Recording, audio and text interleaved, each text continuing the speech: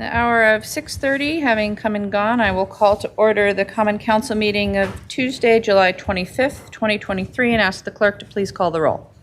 Thank you, Mayor. Alder Govindarajan. Alder Govindarajan is here. Alder Harrington McKinney. I'm here. Alder Harrington McKinney is here. Alder Knox. I see Alder Knox. Alder Latimer Burris. Yeah, I'm here. Knox.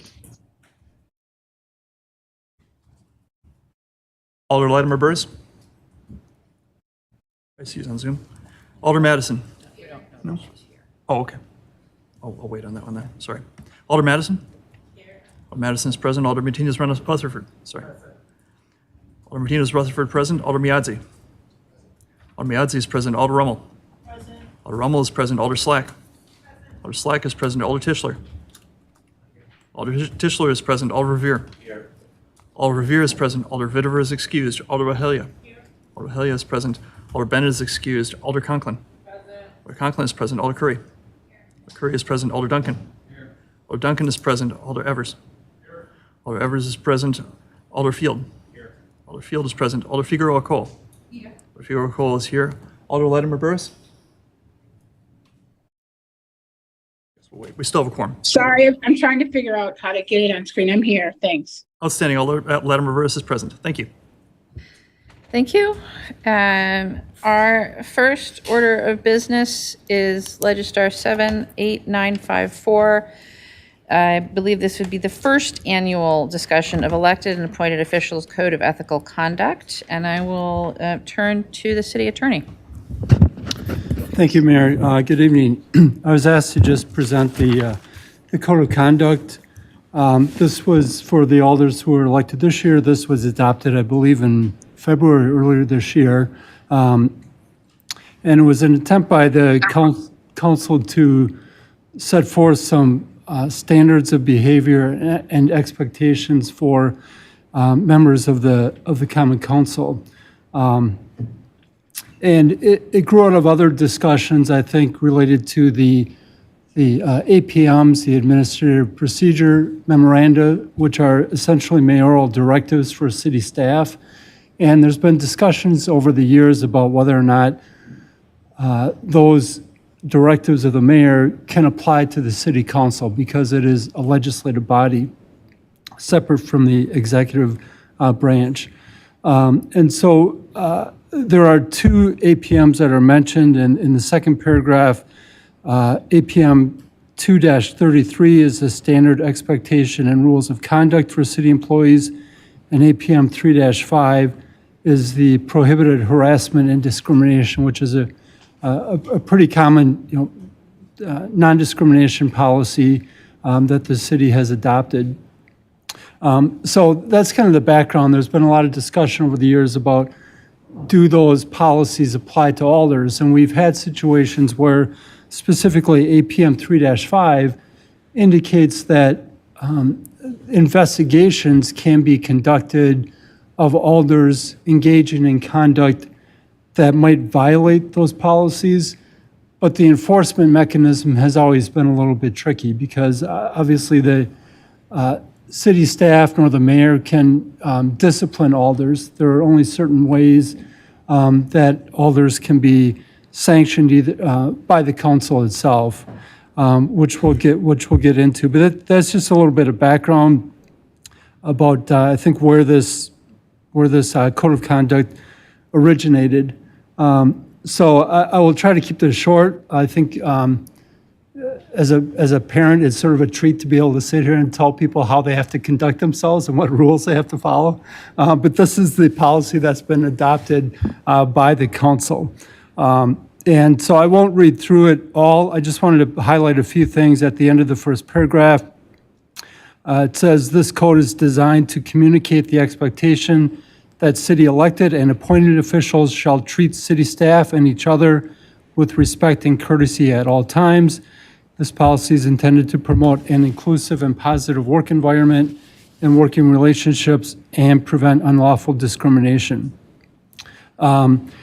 And then it says this applies to any conduct or interaction that occurs at the workplace and at any location or on any platform that can be reasonably regarded as an extension of the workplace, regardless of the means of communication. So I think what I would like to just read, just to make sure everybody's has a foundation, and we've covered this once. And by the way, the resolution that adopted this requires all boards, commissions, and committees to review this policy at least on an annual basis. That doesn't technically apply to the council, but leadership wanted the council to go through this as well. So I wanted to really specifically cover the definitions. This covers bullying, harassment, and discrimination. So I'll just briefly read those definitions. Bullying is repeated, unwanted, aggressive, physical, or verbal behavior which hurts another individual physically, mentally, or emotionally. Harassment is repeated or egregious, unwelcome, intimidating, hostile, or offensive actions, words, jokes, or comments based on any protected class status or statuses. Discrimination is unfair treatment of any individual or member of a group based on their protected class status. So I'll just jump to the end there. There's the footnote that lists all of the protected classes that the city recognizes. Those latter two definitions, harassment and discrimination, specifically mention based on a protected class. The protected classes, there are many of them. I think the good rule of thumb is just to not engage in that behavior with anybody, regardless of their status or whether they're in a protected class. But I did want to spend a minute on bullying. That does not, encapsulate the notion of the person being targeted being in a protected class.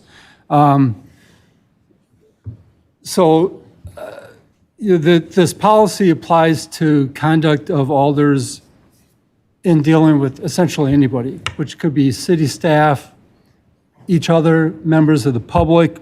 So I just wanted to touch briefly on, for instance, interactions with city staff. I think it's important to keep in mind, especially when dealing with non-management staff, that there's certainly a power differential there.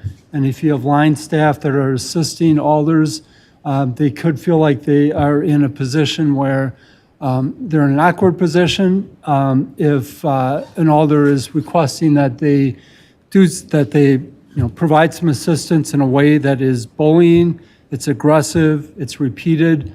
That is not what city staff is here for, to have to be the target of that kind of conduct. So I think that's one point to keep in mind. Also, it applies to members of the public, including when they're providing public comment. Members of the public are here to provide their perspective or their expertise. They're not here to debate with you as members of the city council. I think it maybe takes a while to kind of get in the groove of the staff, the questions, the public comment, questions for the commenters, questions for staff, and discussion. But I think it's important to keep in mind, just kind of as a point of legislative process, that it rarely does a lot of good to question the members of the public in sort of a, for lack of a better word, a cross-examination way. And I've heard the mayor say this several times, that it's not a good idea to expect that you are going to get a member of the public to change their mind based on questions that you are asking them. And so that's important to sort of save your arguments for the discussion part of the item, and use your question time to get information. It's certainly fine to try to tease out where somebody is coming from, or what the basis of their position is. But as regarding this policy, just keep in mind that it does apply. Your expectations for yourself as a body are to treat members of the public with respect and with courtesy, and in my mind, that includes, not engaging them in an argument or a debate. I guess one final point I would make is, well, before we get to the sort of the remedies, I've mentioned this several times whenever I do presentations to either the council or to BCCs on Robert's Rules. There's actually language in Robert's Rules which talks about it's not appropriate to be debating the motives of another member of the body. And the way I look at it, I often say, try to imagine that we're all debating the issue, and whatever, think of a hologram. You're debating the issue, and you're not, as the mayor often says, to be directing your comments at each other.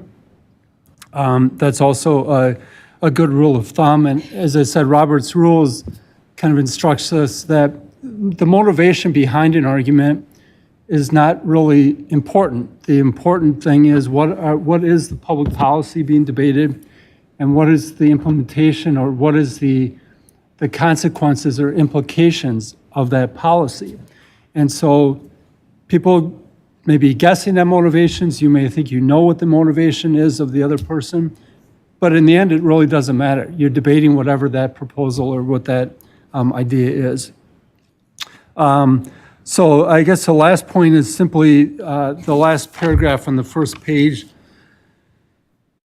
I think there was a little bit of struggling when this policy was developed in our discussions in the past about how do we really enforce this. And so the policy says, first of all, that self-correction or informal resolution between the parties in a timely manner is strongly encouraged, with formal sanctions only as a rare and last option if informal communication and resolution is unsuccessful. The reason that's in there is because there are state statutes regarding what can be done to discipline or remove a member of the council. So in the first instance, the policy encourages the parties to talk to each other.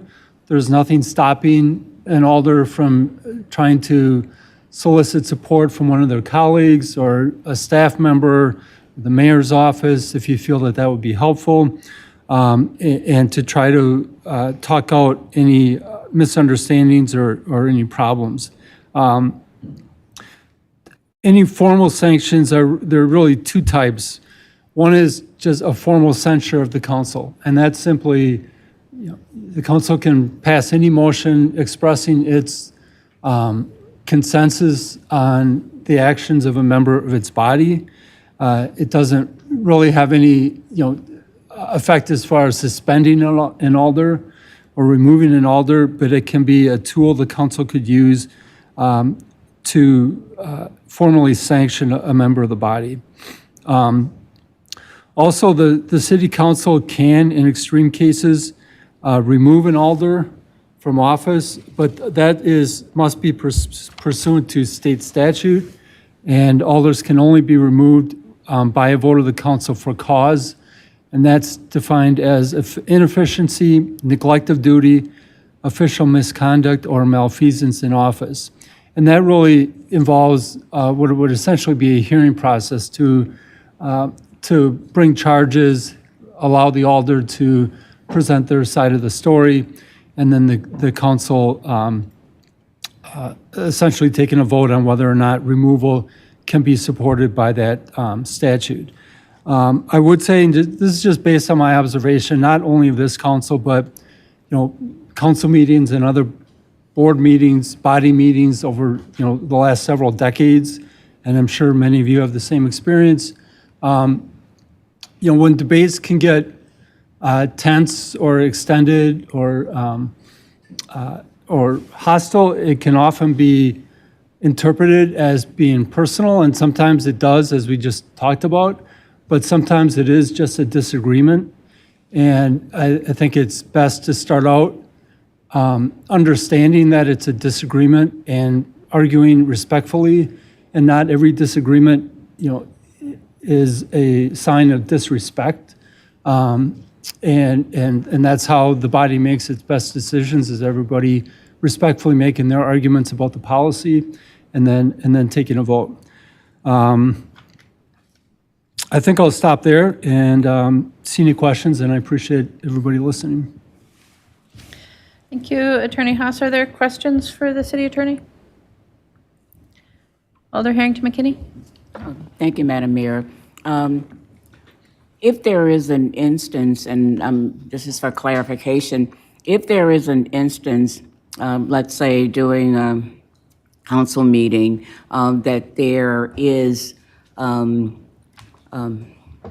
behaviors that's addressed in this code of ethics, what is the procedure so that we have clarity in exactly how to handle that so it's consistent across the board?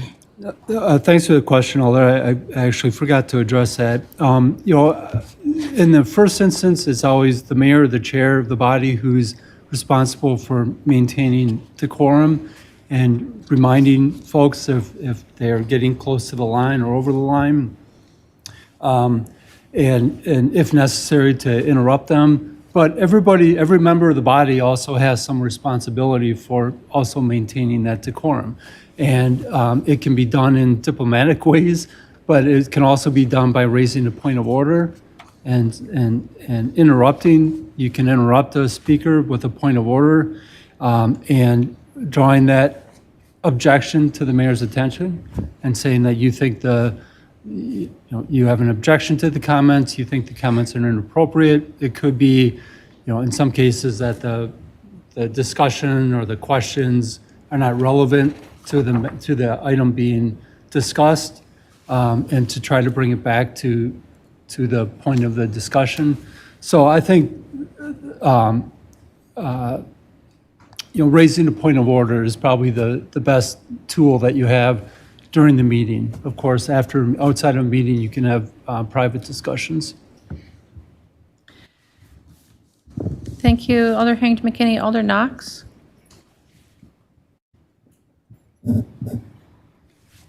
Thank you. I had two questions. One, in this body, other than the chair who manages the meeting, is there an official parliamentarian per se? You're sort of stuck with me as a parliamentarian. There is our ordinance says that the vice president is the sergeant at arms. The duties of the sergeant at arms are very vague. If you read Robert's rules, it could be ultimately, the sergeant at arms might be responsible for assisting if somebody needed to be escorted out of the meeting room. So, I think council leadership also, can take some initiative in trying to keep the meetings on track as well. Okay. And you kind of alluded to these rules kind of applying outside of, say, an official meeting, or can you elaborate on that a little bit in terms of the code of ethics? Sure. Or is that too broad of a question? No, thank you. I guess I'd point to the second paragraph again, and this is really based on language that is in APM 3-5.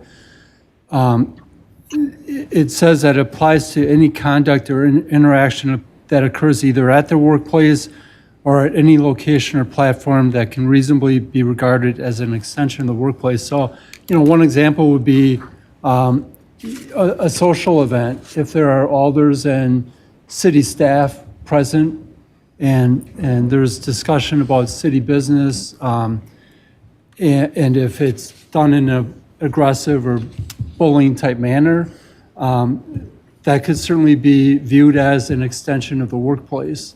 I think the point is it doesn't necessarily have to be in a meeting or in a city building in order for the policy to apply.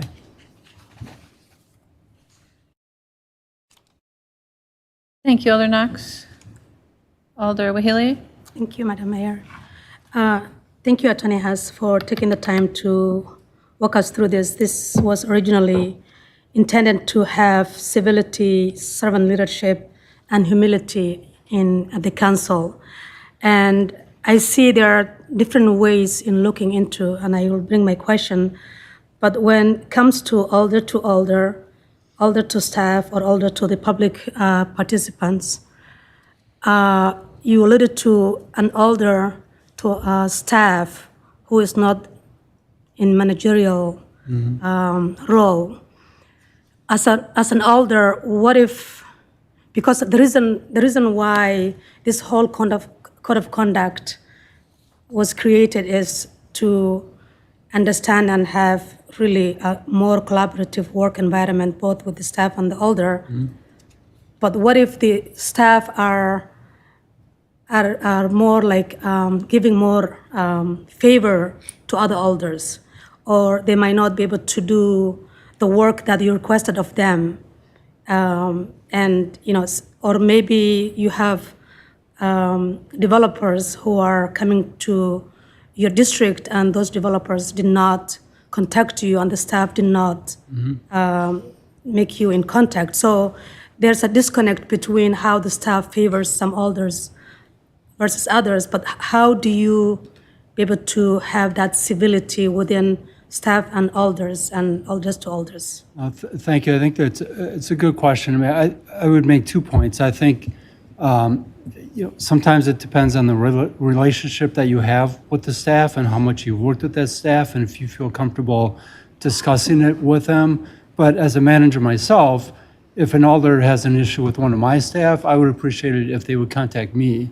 and we can decide if it's something that we need to handle internally, or maybe have a meeting with the three of us to get things ironed out and see if there's any misunderstanding. So, I think, if you feel like it's getting to the point where you're having frustration with a staff who's not a member of management, I would recommend going to their supervisor or the department head. Okay, thank you. Thank you, Alder. I'd also say that ultimately, I manage the city staff. And so if anyone on the council has an issue, I believe our staff are remarkably professional and even-handed. But if you've had an experience that leads you to believe otherwise, I would suggest that contacting me or one of my deputy mayors is probably the best way to go, and we can handle it. This code of conduct is really about elected officials, about the council, because there is a whole system in place to evaluate staff, to hold them accountable. They are all subject to APM 3-5, right? There's plenty of opportunities for us to deal with bad behavior from employees. There are very limited opportunities to do the same for elected officials. Alder Latimer Burris? Yes, thank you. The question that I wanted to ask is, does it also, and I think you just answered it, Madam Mayor. I was wondering, does this code of ethics cover executive management that are above managerial level? They're above staff and they're not on city council. No, this code of conduct covers the council. Employees of the city have a much larger structure for accountability. Thank you, Alder. I have no other alders in the queue with questions. Alder Miadze. Just wondering, this is probably off the record, but still. You're very much on the record, Alder. Oh, yeah, but I'm just wondering, given in light of this, that it's an annual thing, is there any way that we can also get what exactly our staff is supposed to do with their jobs? Alder, staff are subject to the administrative procedure memo, which are all available on the website. So if you're interested in reading through all of the APMs, that's all available for you. Okay, thank you, Mayor. Okay. Alder Knox for the second time.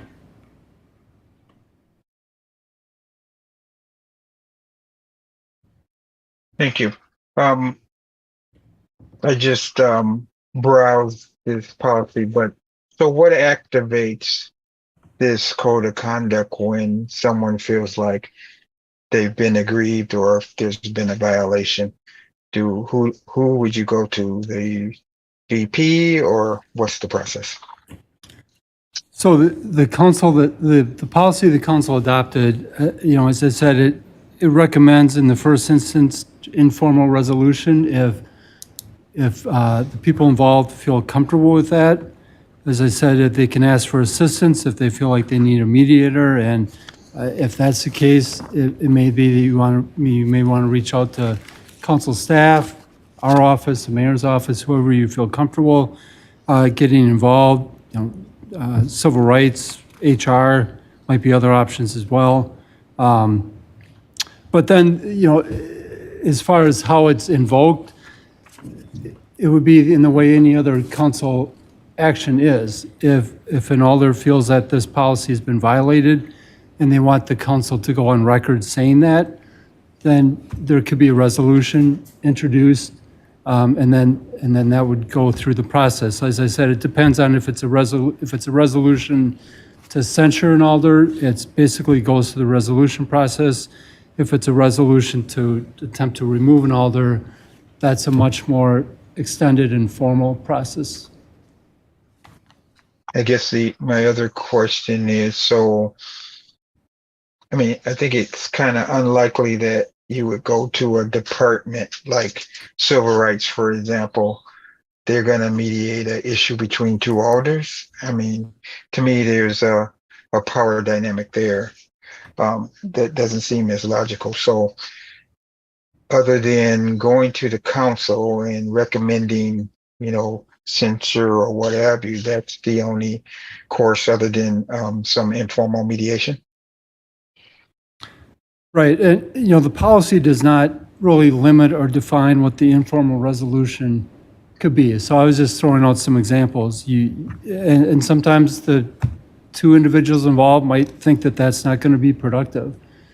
But I guess my point is you can feel free to try to bring in anybody else you think might be helpful in resolving the matter. Thank you. Thank you, Alder. No other alders in the queue wishing to speak. So thank you again, Attorney Haas. That will take us to disclosures and recusals. Are there any disclosures or recusals on items on tonight's agenda? Alder Madison?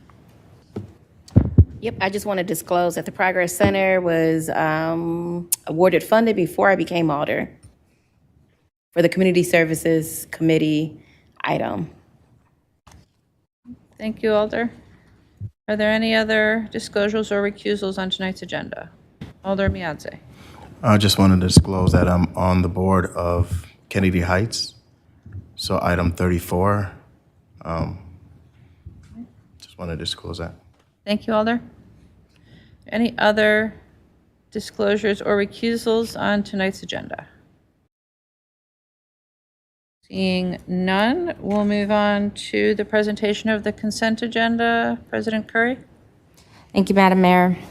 Consent agenda is moved with the recommended action listed for each item on the agenda, including public hearings, except 1, items which have registrants wishing to speak, and 2, items which alders have separated out for discussion debate purposes. This document lists agenda items with recommendations different from the agenda, items for exclusion, and items recommended from the floor.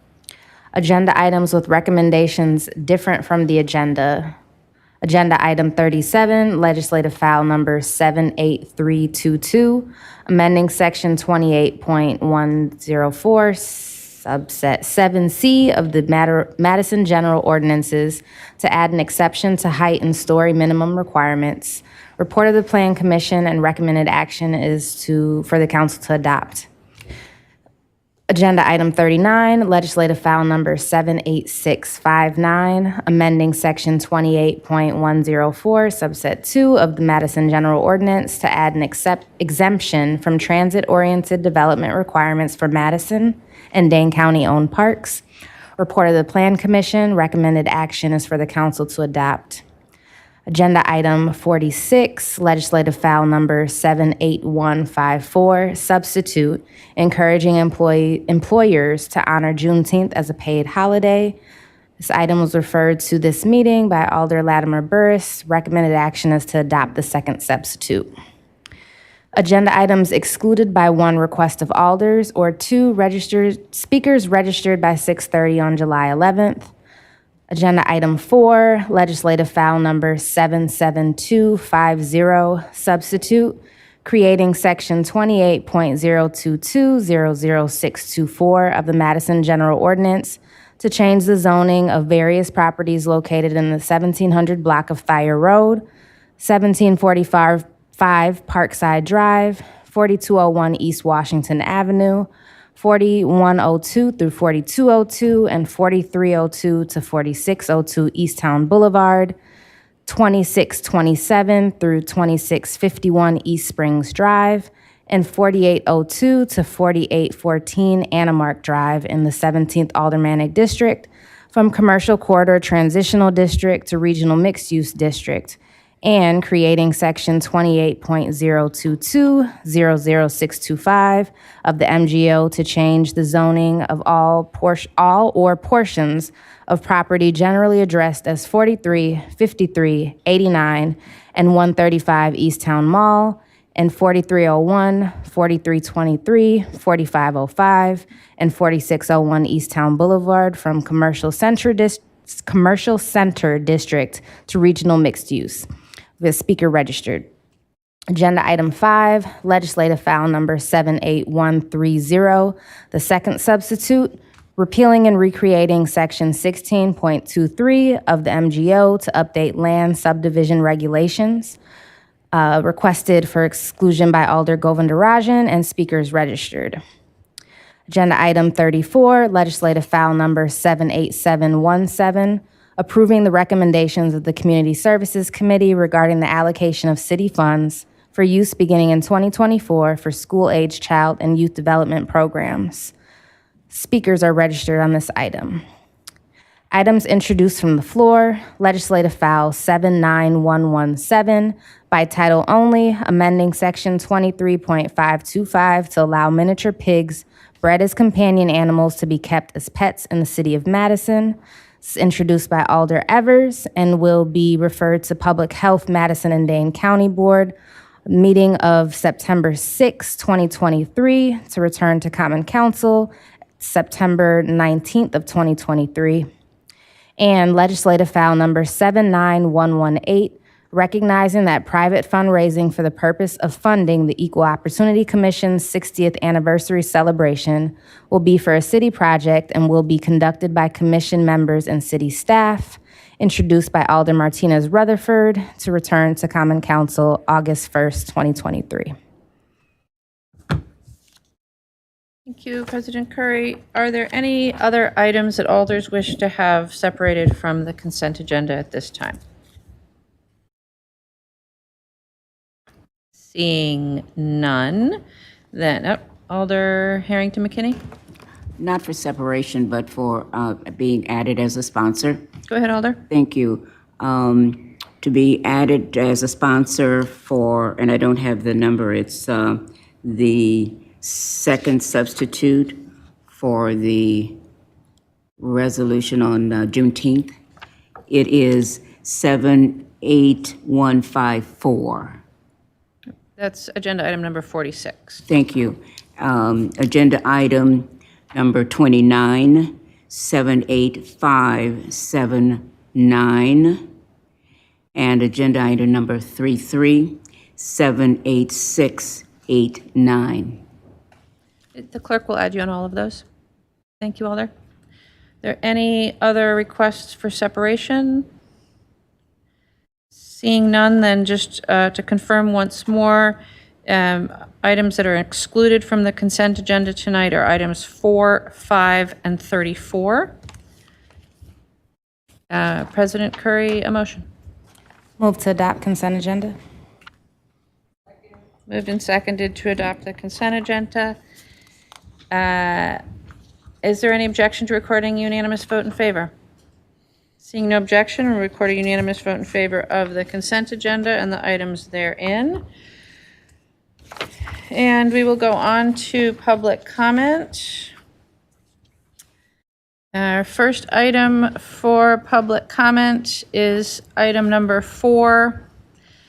This is a substitute creating sections of the Madison General Ordinances to change the zoning of properties on Thayer Road, Parkside Drive, East Washington Ave, East Town Boulevard, East Springs Drive, and Anamark Drive. And we have one registrant wishing to speak, Trevor Kowalski of District 17. Yeah, yes. Oh. Trevor, if you can. If you have a second device playing, you want to turn that off. Yeah.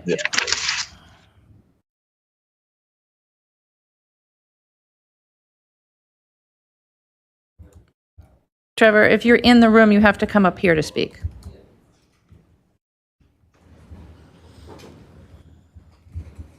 That's right. You can speak on either side of the podium. I was just not able to attend the first meeting previously in July. I guess I would be against the proposed redistricting of, I'm at 1705 Parkside Drive, and on the map, it shows an 8-story, a potential 8-story building being erected at on my block. At the current time, I believe the other homeowners on Parkside Drive would agree with me that they would probably be against this. I guess if the plan worked for the contractor to offer a buyout for the homes, I guess would be more agreeable. But as you know, the goal of the plan states, mixed and owner-occupied housing. But to me, it looks like a majority is large apartment buildings, non-owner-occupied. So, yeah, that is all. Thank you very much. Thank you. Are there any questions for the registrant? Seeing none, thank you. We'll go on then to agenda item 5, which is a second substitute. Actually, I think we're now on the third substitute. Repealing and recreating sections of the Madison General Ordinances to update the land subdivision regulations. We have 2 speakers on agenda item 5. Our first registrant is Nan Fay of District 4, to be followed by Bill Connors. We have Nan? I'm here. Go ahead, Nan. Great, thank you. I'm speaking tonight as the chair of the Farmland Preservation Task Force, whose report the council adopted in June. And I'm very grateful to the mayor and alders who recognize the value of adding urban agriculture to the list of issues being considered when applying the city's subdivision regulations. Like climate change, preserving opportunities for urban agriculture is an issue for our community that did not appreciate back in 1960 when this ordinance was originally adopted. But it's clear they have both become very important in the years since and are therefore appropriate additions to the purpose and introduction section of this important ordinance. Version 3 was on the consent agenda at your last meeting, including simple references to these important ideas intended to raise awareness and educate policymakers. I believe the urban agriculture sections should be approved as written tonight. You will likely hear comments from a local developer's lobbyist that preserving land for urban agriculture undermines the city's efforts to provide more housing and will lead to sprawl development. Mr. Connors has already contacted the mayor's office at least twice, hoping to amend or eliminate entirely the urban agriculture language. His so-called smart growth organization seems to fear this concept, continuing to engage in zero-sum either-or thinking when our community clearly values both preserving farmland for growing food and building affordable housing. Acknowledging the value of urban agriculture in the subdivision regulations does not require, but will provide support for, efforts to incorporate both values in future development, creating opportunities for win-win scenarios in our community.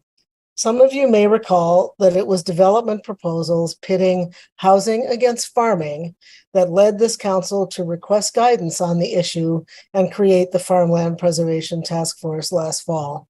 Our extensive report provides numerous resources to help staff and policymakers appreciate the potential for urban agriculture throughout our community, and provides references that can be used to guide decisions on how and where to take it into account when implementing city policies and procedures. The updated subdivision regulations is a perfect place to include this guidance in a simple and straightforward way. Please do not clutter the introduction with process requirements and approve the urban agriculture language that is proposed in version 3. Thank you, and I will remain around for questions. Thank you. Our next registrant is Bill Connors of District 4, representing Smart Growth Greater Madison. There you are. Go ahead. Oh, thank you, Your Honor. Good evening, everyone. Smart Growth requests, as you were predicted by the previous speaker, requests that you strike the new from the new subdivision ordinance, the added reference to preserving land for urban agriculture. But if you conclude that it is wise to include these references in the new ordinance, Smart Growth requests that you amend the statement about urban agriculture in the section about the purpose of the ordinance so that it is less likely to be disruptive. We can encourage preservation of land for urban agriculture without discouraging production of new housing. We just need to make sure references to preserving land for urban agriculture clearly lay out the process to do this. Having a clear and predictable process is crucial to producing more new housing. Currently, the proposed language is the opposite of that. It makes it appear that a debate about whether to include preservation of land for urban agriculture might occur during consideration of every new subdivision plat. That would be a disaster. The email I sent you on Friday includes a suggested amendment to establish a clear process. Someone could move that amendment exactly as I wrote it, or some other amendment language that does the same thing. The point of the amendment would be that the locations where land should be preserved for urban agriculture should first be identified in the comprehensive plan or plans that are incorporated into the comprehensive plan. Then developers will know if they propose a new subdivision in one of those areas, they will have to deal with preserving land for urban agriculture. And if they choose a different location, that issue won't be raised at the 11th hour during the subdivision plat review and approval process. Please make this one small change so we can preserve land for urban agriculture and have a predictable process that encourages more new housing production. We can have both with one small change. I also need to remind you that preserving farmland within Madison does not preserve farmland overall in Dane County. Every acre of farmland preserved in Madison will result in at least one additional acre of farmland farther out in Dane County being used for development. Pushing more development farther out from Madison will increase greenhouse gas emissions. In contrast, maximizing the density of development within Madison is the most environmentally friendly approach to development. Thank you for your consideration. Thank you. Those are our registrants on item 5. Are there questions for any of the registrants? Alder Evers. Alder Evers here. Yes, thank you, Mayor. I do have a question for Nan Fay. We still have Nan with us? Yes, you do. Go ahead, Alder. Thanks, Nan. As chair of the task force for the farmland preservation that issued the final report, could you speak to the definition of urban agriculture? There seems to be some confusion about that, and I know that on page 8, and if you don't mind, I'll read it and then ask you to comment on it, just for the benefit of the listening public and my colleagues. In conversations I've had just recently with colleagues, there is some confusion apparently about exactly what is meant by urban agriculture. So the definition included in this ordinance change, this amendment, defines urban agriculture as the production of food for personal consumption, market sale, donation, or educational purposes within cities and suburbs. Could you expand upon that, please? Yes, and thank you for the opportunity to do so. What we realized in the course of our work on the task force is that there is urban agriculture at many different scales. And I think it's easy for folks to assume that what we're talking about is 40-acre fields that are being tended for commodity production at a large scale. Much of the produce on those acres leaves our county. What we're really talking about here, and the reason that we propose this definition, is to identify the aspects of personal consumption, market sale, and donation and educational purposes that can happen within our own city. So we have waiting lists for community gardens. We have a survey of over 80 growers who would really love to have something less than 5 acres to grow on. And we are very much in favor of vertical farming, rooftop farming, finding places for farming that can happen on areas that are not appropriate for housing. So this is an important issue to our community, and one that we are hoping, by including this definition and the entry into the introduction of the ordinance, that just raises awareness of the issue and gives decision makers some, frankly, information to go on. Our report has a lot of backing up resources. The survey I just referenced is there. A quick follow-up, if I may. The language in the introduction says the word encourage. Do you see in any way how that could be misinterpreted as a mandate or a requirement? Two reasons why I don't believe that should be interpreted that way. Number one, it's in the introduction of this ordinance. It's not in the sort of implementation sections of the ordinance. It is included with a bunch of other very general statements of community values, frankly. And both F and G, which are the additions in version 3, came from the Board of Public Works. They didn't provide the language, but it was clear that their guidance was to add references to the importance of responding to climate change and recognizing that our community has expressed an interest in and strong values for urban agriculture within the community. Thank you very much, Mayor. I'm done. Thanks. Thank you, Alder. Are there any other questions for the registrants on this item? Seeing none, we will move on then to agenda item Alder Harrington McKinney. Yes, I have a question of the speaker. Which speaker, Alder? Nan. Nan, yes, go ahead. Okay. Nan, just for clarification, you used the term Farmland Task Force Group a couple of times, and I guess I'm somewhat confused. How would you again tell me how this is tied into the Farmland Task Force Work Group? I'm probably not defining it completely, but I hope you get the gist of my question.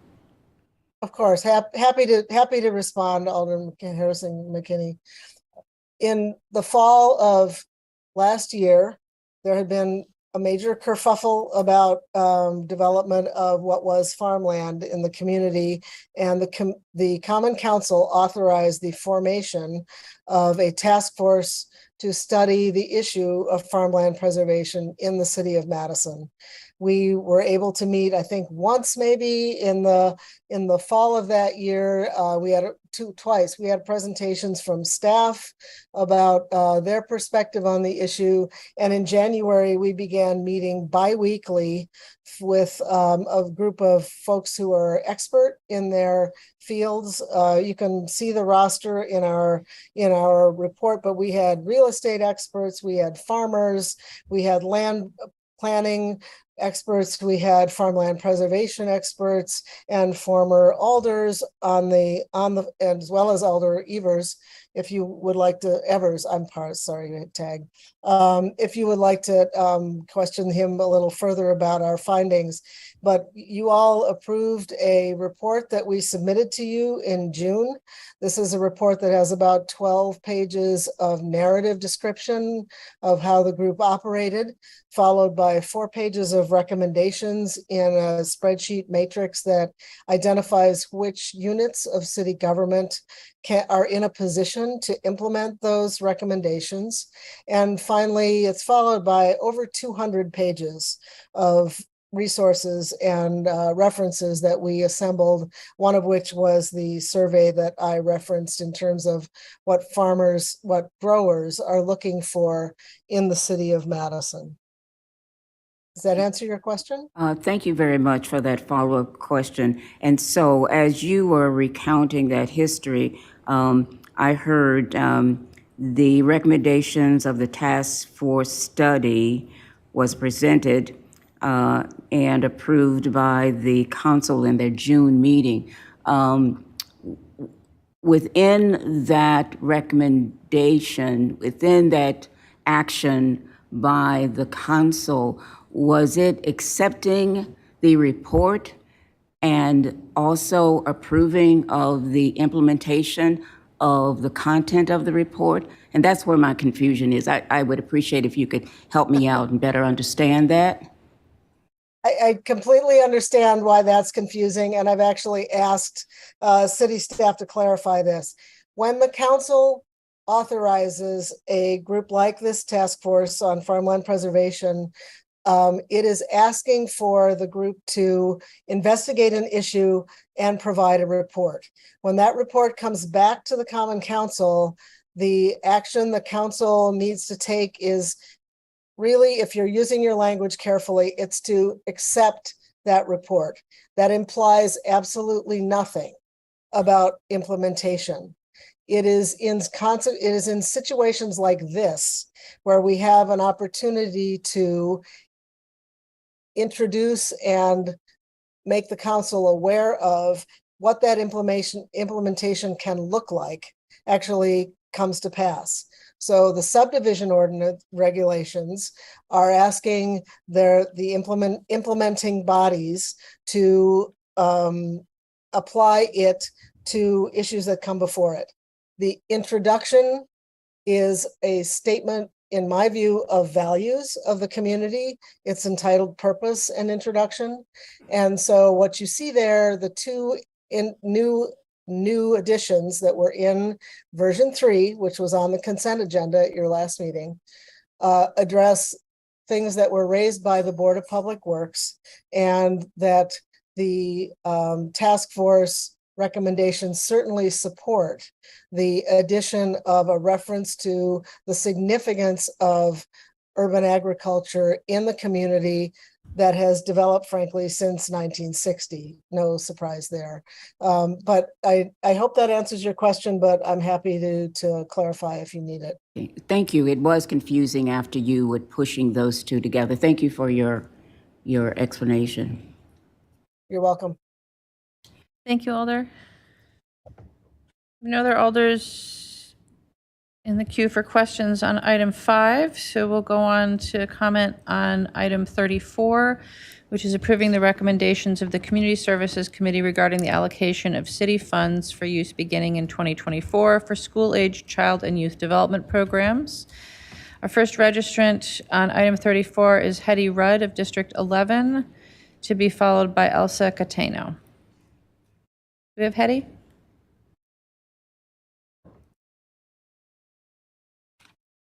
There is also no Hetty in Zoom. Okay. Then Elsa Catano of District 18, representing Kennedy Heights Community Center, to be followed by Alexis London. Elsa? Good evening. I'm Elsa Caetano, the Executive Director at Kennedy Heights Community Center and a member of the Neighborhood Centers Coalition. I will go first tonight as Heidi had an emergency, and she'll try to speak later if possible. Thank you for the chance to speak tonight. I am speaking on behalf of the coalition, which is made out of 40 neighborhood centers who have come together with the purpose of increasing awareness of the vital and effective child and youth services we provide in the community. We speak as a unified voice about the challenges we face as organizations and in advocating for more investment and support for the work that we do. We urge you to vote to adopt item 34 on tonight's agenda, which recommends increased support and new programs at neighborhood centers. The Finance Committee voted unanimously in recommending additional allocations to children and youth programming. These additions, called the B list, were also approved by the Community Services Committee. The B list provides about 10% increase over 2023 funding levels and funds about 10 new programs, 4 of which at neighborhood centers. Again, I'm here to urge you to vote to adopt item 34 on your agenda tonight. Thank you so much for giving us the chance to speak. Thank you. Our next registrant is Alexis London of District 13, representing Bayview Foundation, to be followed by Nate Shore. Alexis? Hi. Thank you so much for your time tonight and for your service to the City of Madison. My name's Alexis London. I'm the Executive Director at Bayview. I'm also here tonight to speak on behalf of the coalition of 14 neighborhood centers that serve communities across the city. As you've heard from Elsa, neighborhood centers have come together to share more about our work and the kids and the families that we serve, and to advocate for increased funding that is necessary to provide for us to continue to strengthen and support stable, equitable neighborhoods. We're here tonight to specifically urge you to vote for and approve agenda item number 34, which recommends funding for youth programs and services across the city, many of which are provided at neighborhood centers. As Elsa outlined, the funding recommendations in front of you tonight were already reviewed and approved by the Community Services Committee, as well as the Finance Committee last week. The recommendations include a 10% increase over 2023 levels, which for most centers have stayed stagnant since 2012. It also recommends funding 10 new programs. The recommended and approved increase is relatively small, approximately $270,000 total, but the impact is significant and it's extremely meaningful to all of us that provide youth services and programs. Out-of-school programs and services are a staple of neighborhood center work. We are not only mandated to provide multifaceted after-school programming 5 days per week for at least 3 hours per day, but we love to do this. We have the honor of meeting families and children where they are, providing healthy snacks and meals when kids get out of school, ensuring kids have trusted adults to talk to, providing homework help and test prep support, offering field trips, mental health support, restorative justice circles, and so much more. Ensuring that neighborhood centers have the resources needed to provide direct line staff with living wages and cost of living increases is critical, especially right now, as many of us are struggling to retain staff. The 10% increase helps us do that. The investment in new programs, many of which take place at neighborhood centers, ensure that kids are getting new, innovative, and relevant programs within steps of where they live and within spaces where they feel comfortable and safe. Thank you so much for your time and consideration. I'm extremely proud to be a member of this coalition and to work to continue to serve Madison families and to strengthen Madison neighborhoods. Thank you. Thank you. Our next registrant is Nate Shore of District 13, representing Bayview Foundation, to be followed by Latesha Marie Nelson. Nate? Hi, everyone. My name is Nate Shore, and I'm the program manager here at the Bayview Foundation. And Bayview is proud to be a part of the coalition of neighborhood centers you've heard from so far tonight. And to repeat what they've already said, your yes vote on the recommendation for increased funding for children and youth programs is a huge step in helping us continue our collective work of lifting up whole families and stabilizing entire neighborhoods here in Madison. We do that at Bayview by providing comprehensive programs that take care of the whole person. And we do that because life is complicated and interconnected. Physical health correlates to mental health, work life, and home life aren't always as separate as we want them to be. And living a meaningful and fulfilling life doesn't always happen in a straight line. Bayview's programs don't operate in a vacuum. We hold deep relationships with entire families and maintain a collaborative approach with important institutions and organizations within the community. This allows us to be a stabilizing center of gravity that holds people together with a sense of security, as well as a cutting-edge innovator who can get ahead of emerging problems before they become overwhelming. A great example of this is when we were approached to develop a program to provide mental health support to one of the most stigmatized populations, BIPOC teenagers. We developed our youth advocacy and support program as a broad array of specialized mental health support programming so that teens can get the support they desperately need in a place they already were and in a way that they truly wanted to get it. These supports aren't therapy, but they're relevant to wherever youth currently are on their mental health journey. It's things like gender and sexuality affinity groups that push back on restrictive gender norms. It's guided nature excursions to tap into the restorative power of being outside.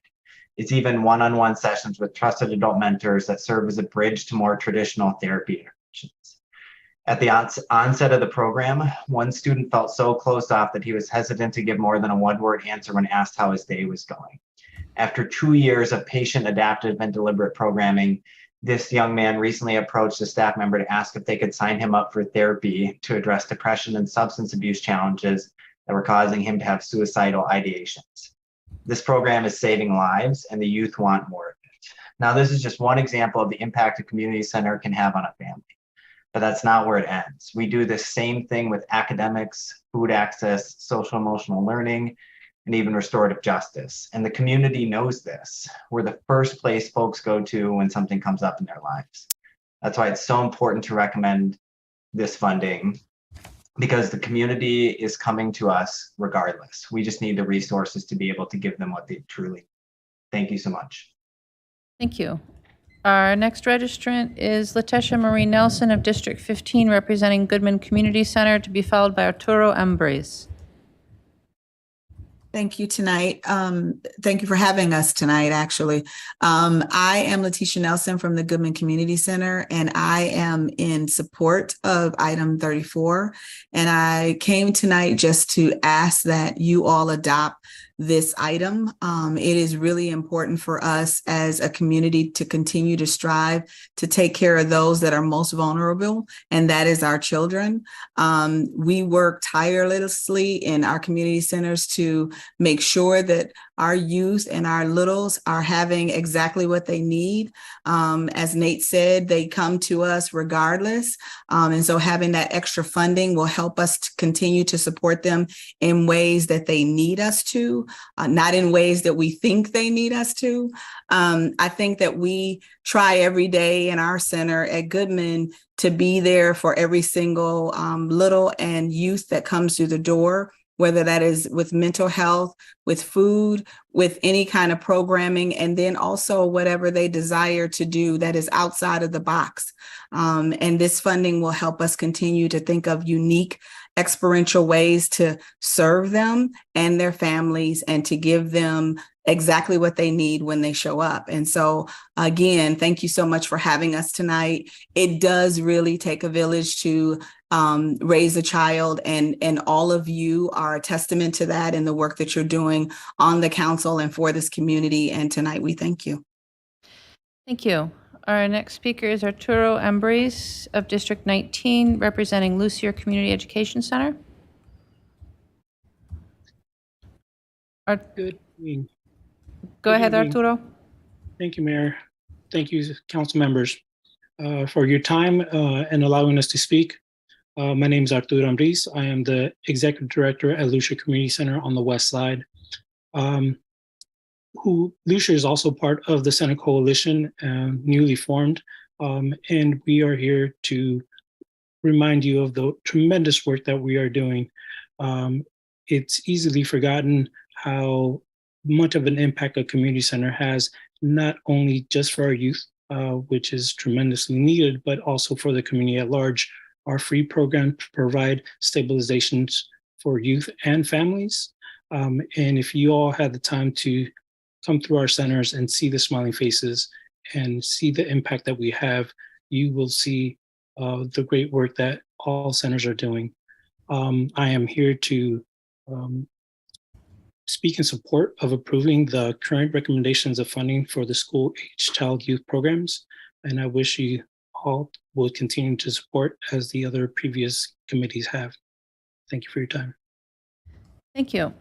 Those are the registrants wishing to speak, unless we have Hetty on the line. We do not. All right, thank you.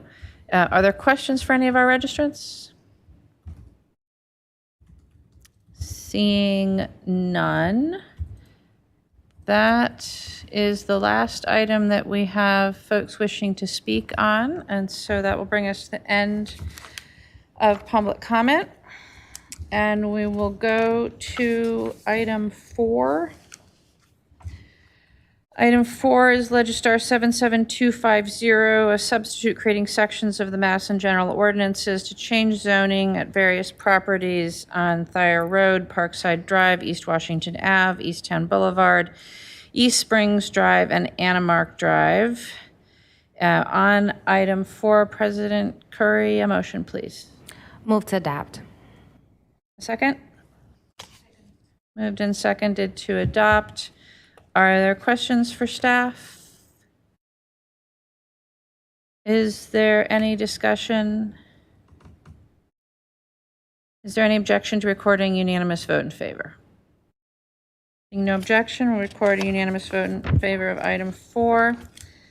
Take us to item 5, which is Legistar 78130, the second, I'm sorry, I think we want to move the third substitute. Repealing and recreating sections of the Madison General Ordinances to update land subdivision regulations. President Curry. Move to adopt. Moved and seconded to adopt the third substitute. Are there questions for staff? Alder Govindarajan? I would like to motion to refer this to next week's council meeting, and I can speak on that if needed. Alder Govindarajan moves to refer the item to the next council meeting. Is there a second? Seconded by Alder Wahilahi. Alder, do you wish to speak to the motion? Yes. A lot of this came from the Farmland Preservation Task Force report early June, and I remember speaking on that. Like, it was a unanimous approval from the council, but I do remember voicing concerns that a lot of the recommendations, even though I do agree with the majority of them, there are really large recommendations that have long-term effects in the city of Madison, and I think they should be discussed by this council in some way. I don't think that has happened with this specific resolution, and I think just pushing it back just 1 week would provide at least myself the opportunity to figure out and answer some of the questions I have. I don't want to like delay this long term or anything. It's more so just like an extra week to answer questions that might be more appropriate in like a one-on-one longer conversation rather than in a council setting. But that's all. All right.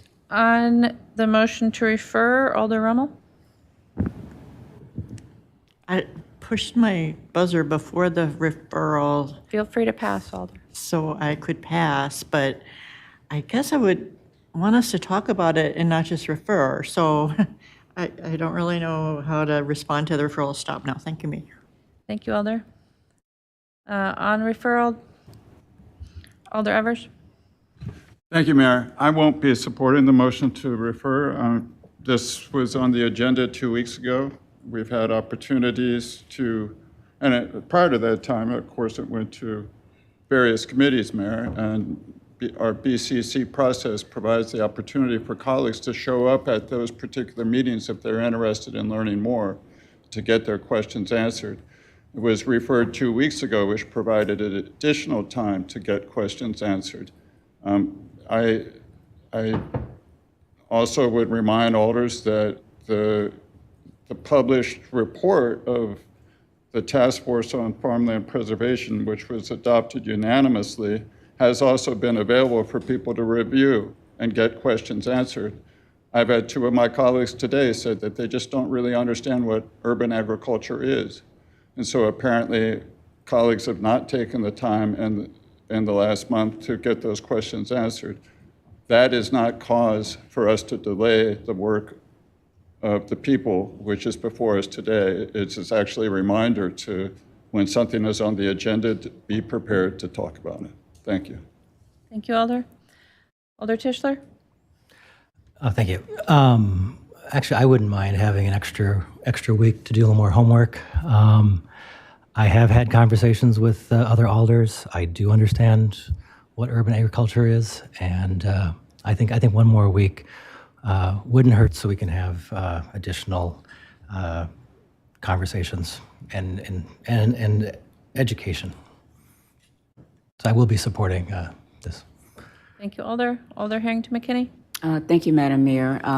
I will be supporting the referral, and specifically, I will be supporting the referral because in that the report that our speaker spoke of, it was the understanding that the report was being accepted. So there's still some questions. Absolutely going through the report and asking those questions, it's imperative to do that. But I don't think at this time that there is sufficient information about which recommendations we are going to accept to approve it at this time. So I will be supporting the referral. Thank you. Thank you, Alder. I feel like the discussion goes a tad bit astray. What's before us is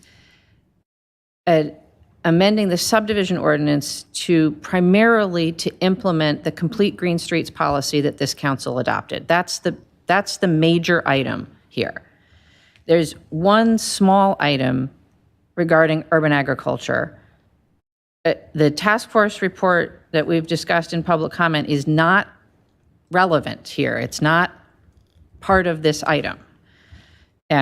So I'm just confused about the intent of the council at this point, because the thing that is really before you is actions to implement the complete green streets policy. So just want to recenter the conversation around what's actually before you. Alder Figueroa Cole?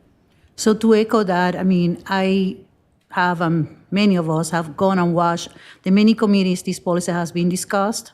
So a lot of discussions were gone in there. Those that watch understand that if we want to make changes, additional changes to this policy, we can do it at any other time. But we also understand the urgency to get this through due to projects that are on the pipeline. So I would like to have a discussion today, have staff representation or whatever they need to show to us what is at stake here, and that's why I will not be supporting another referral. Thank you, Alder. Alder Harrington McKinney?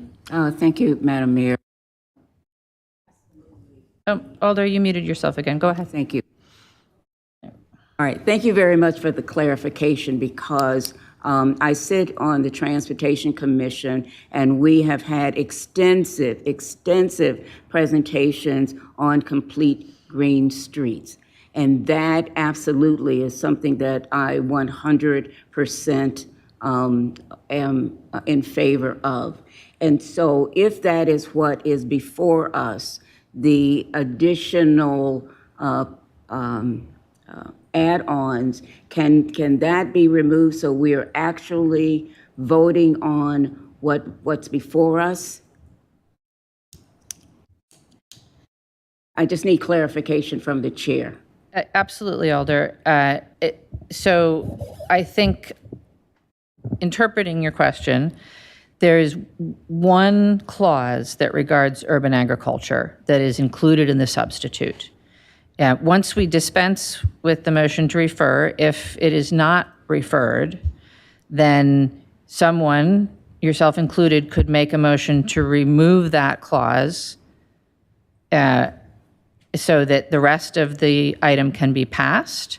And as one of your colleagues has pointed out, we could, any of us, return to the issue to re-include the question of urban agriculture, or frankly, any other questions, into the subdivision ordinance. It's certainly it's in order for any alder to propose an amendment to the subdivision ordinance in the future.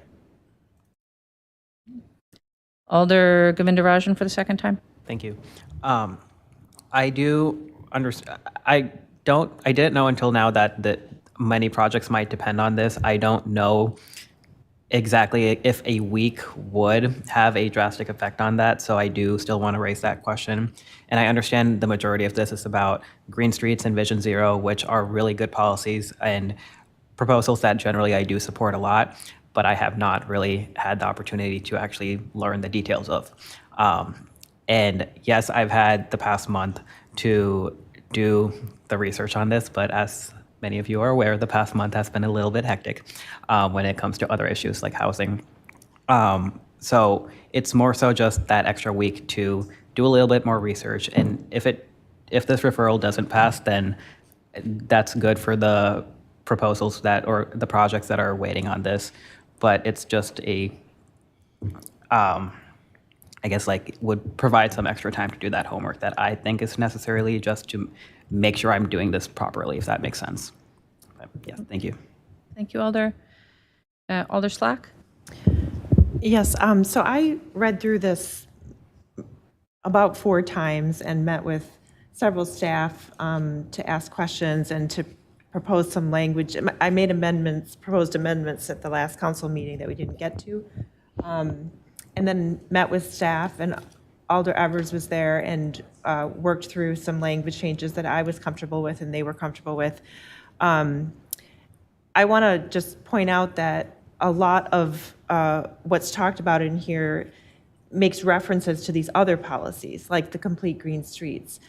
And to the extent that any changes are made to those other policies, then this policy would defer to those other policies for those changes. So I came away from my review feeling like with the addition of some of the things I was concerned about around explicitly calling out protecting the lakes and the environment and so forth, that if there were changes I wanted to see, that I would make them there. I would propose them there in these other places. So if that helps anyone sort of think about this in a different way, I just wanted to point that out. Thank you, Alder.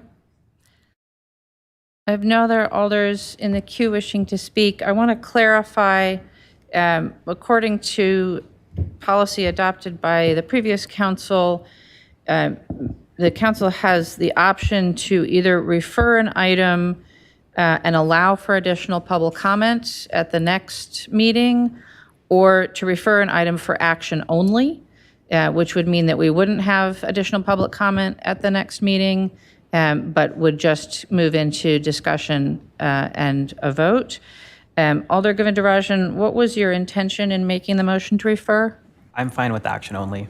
Right, so the motion then is to refer for action only.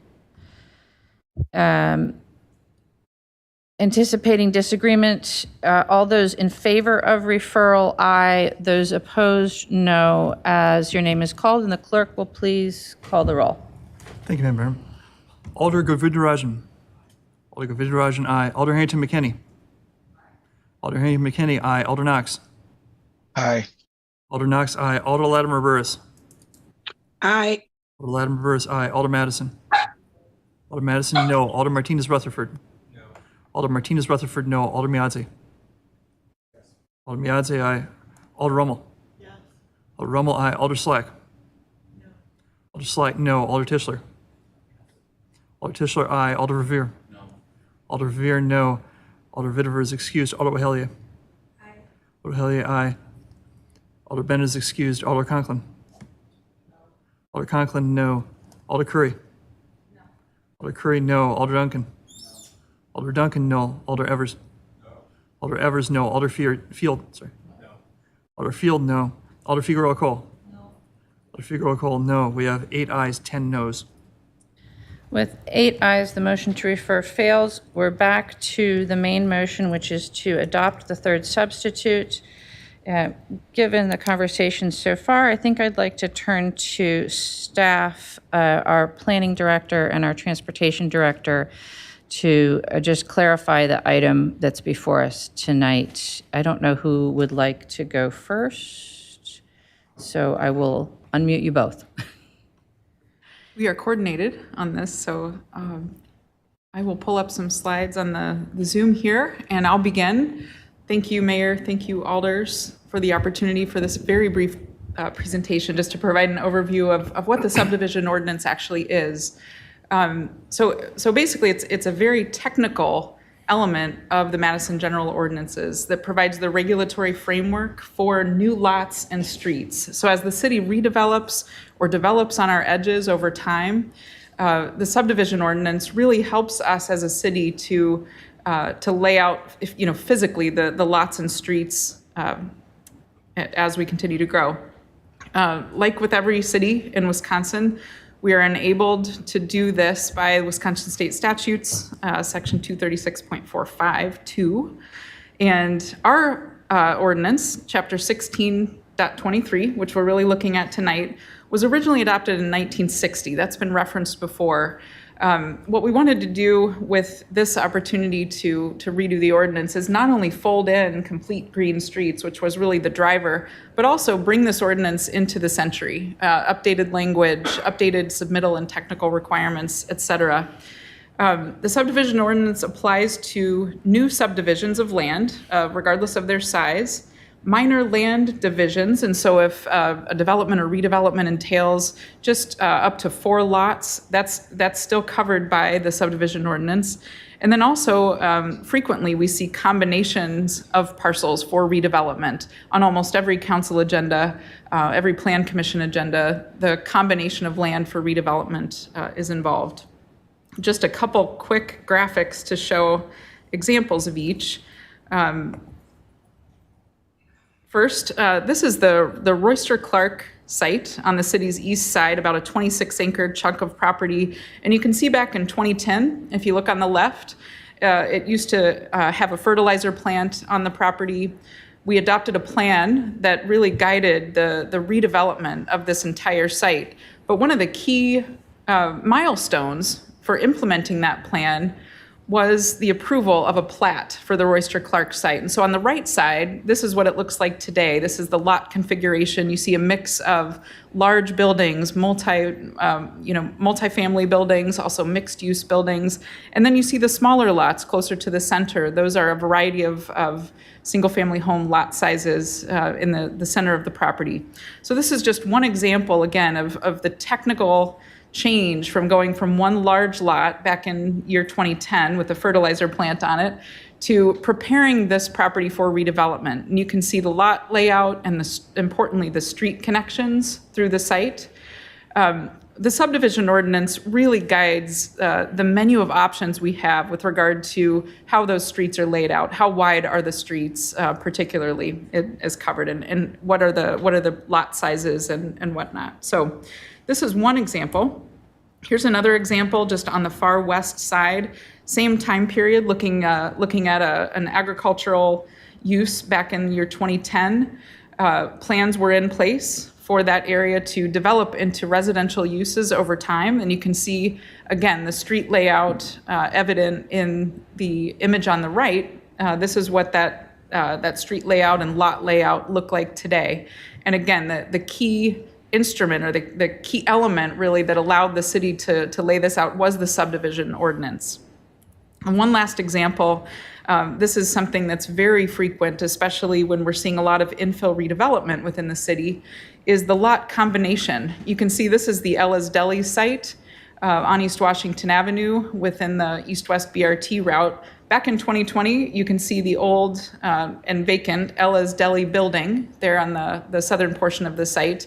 The development site was actually two separate properties back then, two separate lots. And as the redevelopment of the site proceeded, one of the important steps was to combine those two properties into one.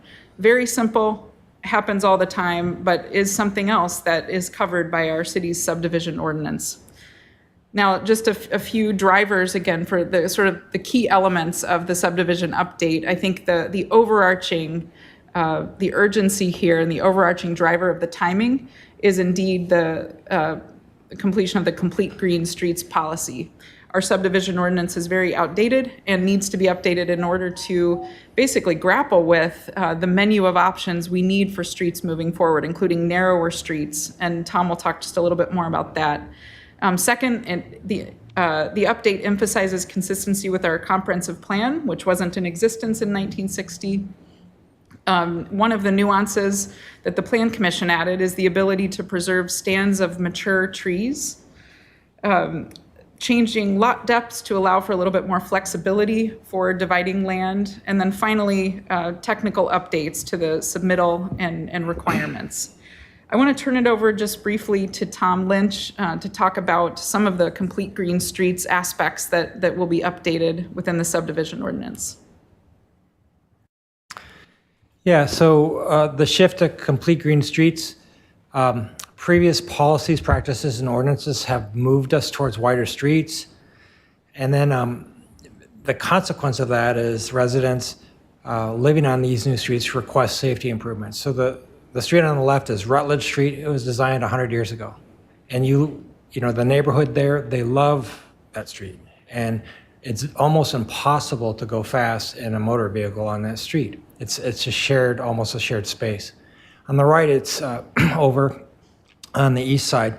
You can see that there's ample parking, but by the time you put ample parking plus bike facilities plus streets, you get a very wide street that fosters very high speeds. So the street on the right is basically broken from its opening because cars want to go 35 on it instead of going 20 miles an hour on it. So what we want to do is we want to be able to right-size streets so that they're a little bit more human-centered and a little less auto-centered. Next slide. This is another example showing, you know, for our existing projects on existing streets, we can fully implement Complete Green Streets based on the policy that was adopted early this year. But on new streets, it would require changes to MGO 1623. Basically, what you see on the right almost has to be implemented that way. So you can see a wide street, parking that's not being used, that has to almost be that dimension, curb face to curb face. A recent example of this came before the Transportation Commission. Next slide. This is out off of Milwaukee Street, where we wanted, this is just west of Sprecher Road. The Transportation Commission wanted to create a narrower street, 28 feet face to face, yet legally they could not require that of the developer. The developer had to put in a 32-foot street, 4 feet wider. So we put in, the commission put in other measures to try and reduce the speed of traffic, but it's, the ordinance requires more street than our policy wants and our Transportation Commission wants. So we'd like to be able to have the ordinance reflect the policy that the council adopted in January of this year. Thanks, Tom. And just a quick summary of recent changes as this has marched through the committee and commission process and even in recent weeks since the referral last time. First of all, the Plan Commission recommended, like I said, support for tree canopy and also mature stands of trees, but tree canopy along collector streets ensuring that above-ground electric facilities avoid motorist vision concerns, and also a collection of clerical changes that were very helpful from the plan commissioners. Additions to the introduction and purpose that were made since then were first encouraging measures within the public right-of-way to reduce contributions to and impacts of climate change, and then also encouraging the preservation of land for urban agriculture and the new urban agriculture definition. So like the mayor mentioned, this is one clause in a much, much larger ordinance.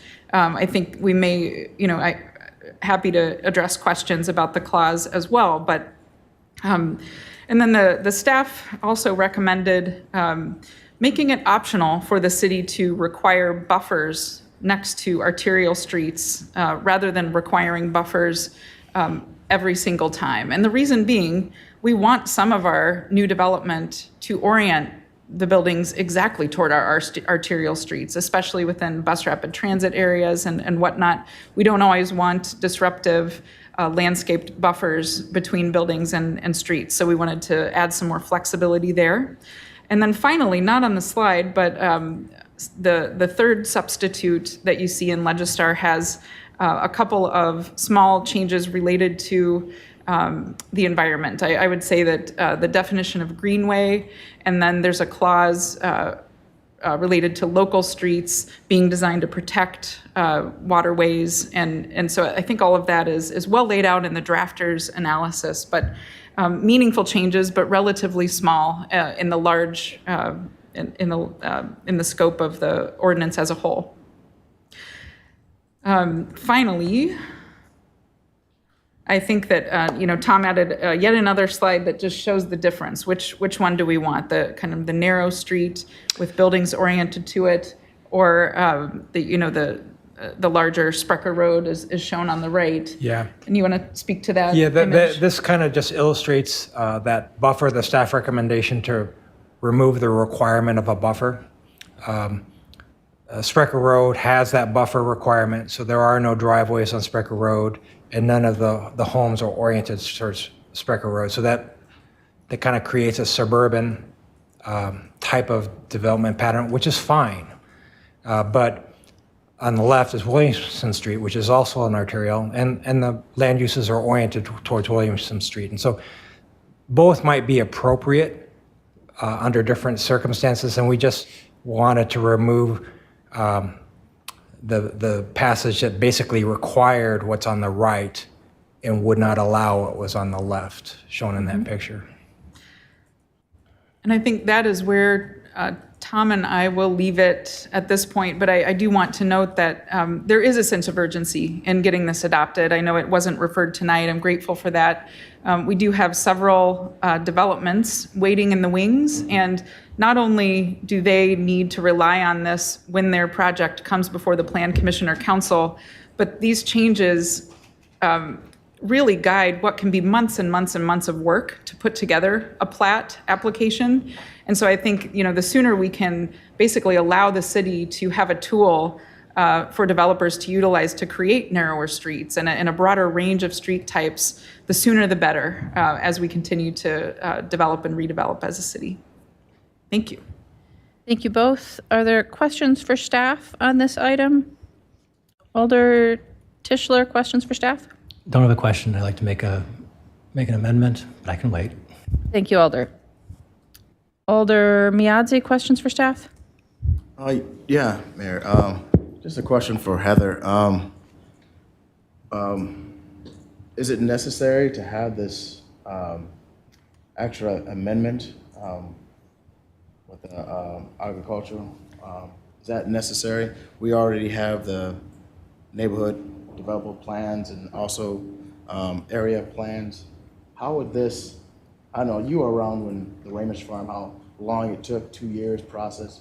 What would this hinder, if anything, adding this new addition? And does it have to be added? Well, I guess to your first question, is it necessary? No, I don't think it is necessary. Really, the most appropriate place for covering the city's policy on what future land use should be is in our adopted plans, the comprehensive plan and sub-area plans. So I don't think it's necessary for the subdivision ordinance to discuss different land uses at all. The zoning tool is really most appropriate for implementing the future land uses that we say we want to see as a city. However, I think it is not, I don't have any, legal or other concerns about adding that clause in there just as a note in the introduction and purpose. I do share some of the concerns that have been voiced this evening about what future councils might do when they see that clause. And I think, the biggest issue from my point of view is that we in the planning division really seek to provide predictability to the extent possible to folks who are implementing our plans, and that's the development community by and large. We'd like to be able to lean on our plans, your plans as the city decision makers, and provide that predictable path forward for development. And so I think whenever we're introducing, a new element that might lead to a less predictable outcome, it can be concerning. But again, so no, I don't think the clause is necessary, but I think it's fine to have, and it does give an acknowledgement to all of the work done by the Farmland Preservation Task Force. I think that, there could be even slight changes to that clause to make it clear that we're still really focusing on adopted plans when it comes to questions about what is the future land use policy that the city has adopted. Just one last, you don't think that'll adding this clause will actually continue to have debates about future projects? We know about inflation, about how long, when projects are delayed, how terrible that can be for a project. Do we need to see this added in and be taken out of context when we already have guidance, such as a comprehensive plan and other area plans? And also future, we'll talk about community engagement, which is huge. So, we already have those already in place. I just don't want any policy to hinder us moving forward with the task that we have at hand, with the project we have at hand. Yeah, I think I'll end with the way that I responded when you asked it the first time. It's that, no, I don't feel that it's a necessary clause, but I think it does acknowledge a lot of the really strong effort put forward by the Task Force on Farmland Preservation. And I think it could be even more predictable if something was added to that clause to give a nod to adopted plans and the importance of adopted plans. Thank you, Alder Rummel. Questions for staff? Thank you, Mayor. I do have a couple questions, but let me preface them by saying I think it's really a good idea to fix the outdated ordinance for streets and how they fit into the new parts of our city. I'll be a bragger and say, look, District 6 streets up there, because they were built in the 20s and 30s before cars took over. And people still go too fast, even though it's harder. But when you think of all the complaints you get about speeding, it's because those streets are so way too wide.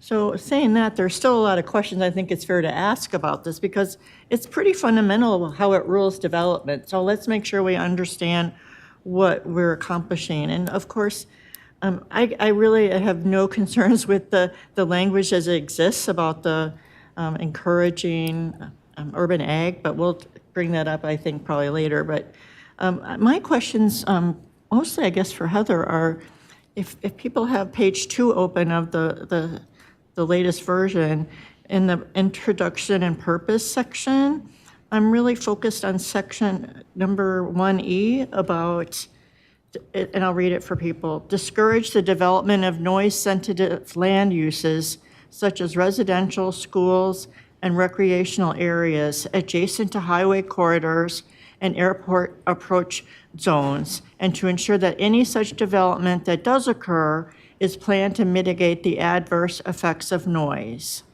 So Heather, it doesn't look like we have any ordinance about mitigating noise. What teeth does this give us?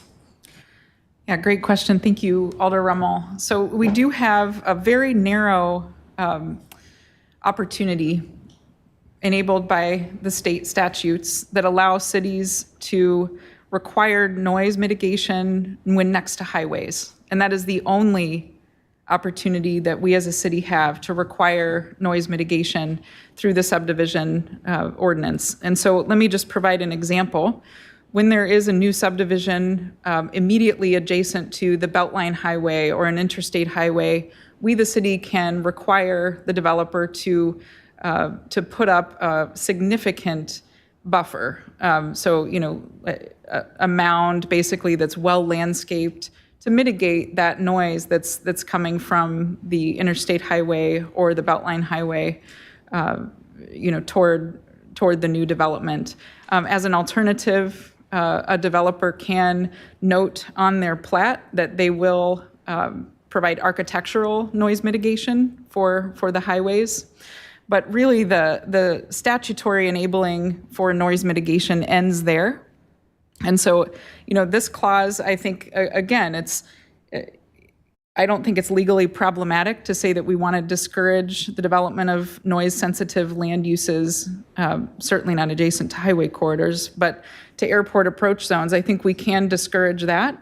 You know, we as a city have made a strong effort to make sure that any projects that we're funding that are within an area modeled for high decibels of noise very close to the airport, any projects that we're actually funding will have noise mitigation as part of the architectural strategy moving forward.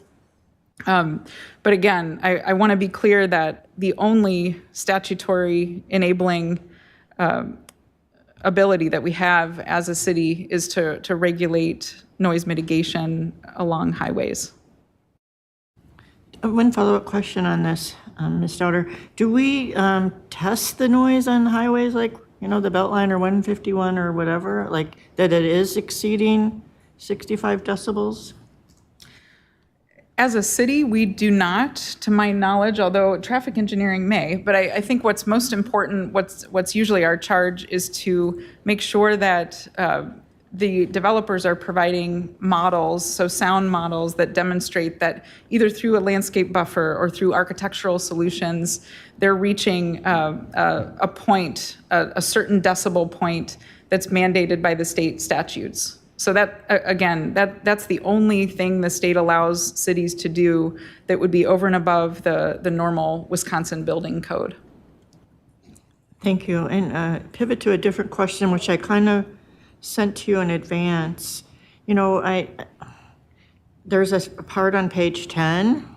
Again, I know most people don't open in, but if you did, on page 7, there's a number, page 10, there's number 7, and it talks about, you know, the city subscribes to development occurring on public streets and served by public utilities and parklands. However, in the case of land divisions and platted subdivisions that will create privately owned streets, utilities, blah, blah, blah, you know, basically it goes on to say that if it's going to be proposed as a private street with private other facilities, that the planning director and city attorney could approve it. And I'm wondering, how many developments do we still see where there are private streets? And then what standards do we use to decide that it's meeting our goals? Yeah, great question. And so this is something that we really strive for as a city, as an interagency staff team, along with traffic engineering, parks, and others, is to make sure that there's a very, very strong public street network. So we don't see a lot of private street development. What this clause in the ordinance does acknowledge is that every once in a while, we will have a private street or a private park as part of an approved plat. And it gives the director of the Department of Planning, Community and Economic Development and the city attorney the charge of reviewing any covenants or other legal documents that really lay out the plan for private maintenance of that private street, private park, whatever it may be. And the reason that this clause is here is because the city at times has been heavily burdened by residents who are asking for the city to take over old private streets. Basically, if you can imagine, a street that may have been constructed 30, 40 years ago and not adequately maintained by the nearby property owners charged to maintain it, at some point, they throw their hands up, the costs are too great, and they ask the city to come to the rescue with an enormous investment of capital and ongoing operational costs.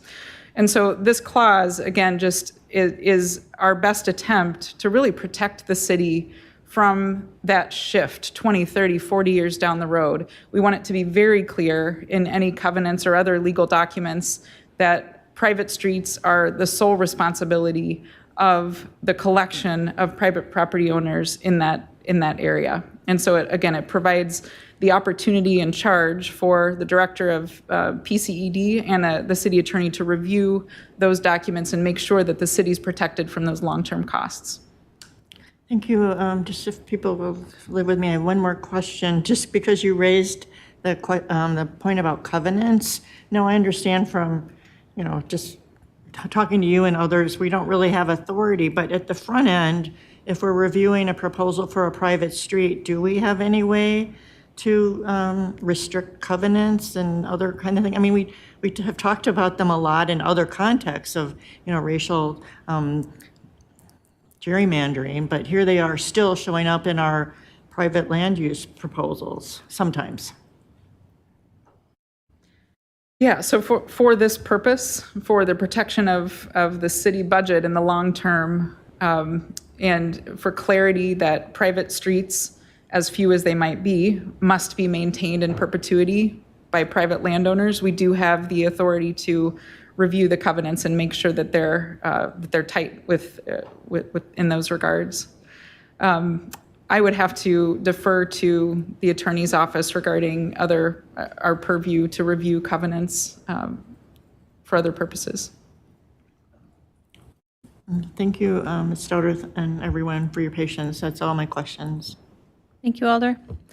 If no other alders in the queue for questions, so we'll move on to discussion. And Alder Rummel, you actually had rang in first for discussion, and next we'll go to Alder Tischler. Alder Rummel, did you wish to discuss? Nope. Okay. Alder Tischler? Yes, thank you, Mayor. I'd like to make an amendment to the second substitute. I sent out something to everyone, I think around 5 o'clock today. This is for section 16.23, 1G. Language I'd like to add is encourage the preservation of land for urban agriculture in existing locations identified for farmland preservation in the adopted comprehensive plan, or if an applicant for a subdivision approves choosing to preserve land for urban agriculture. Alder Tischler moves. Is there a second? Moved and seconded by Alder Field to amend. I believe you should all have the language. On the question of the amendment, Alder Tischler, did you wish to speak to it? Just real brief, in the interest of time. My goal is to encourage the preservation of land for urban farming, but I want to do this by connecting it to the forward-thinking comprehensive plan, as Director Stoddard did mention. It's my intent not to slow things down, but to continue to support public engagement and make the process more predictable. We've heard that word used. Again, I want to thank Director Stoddard for saying that. I do want to see a balance.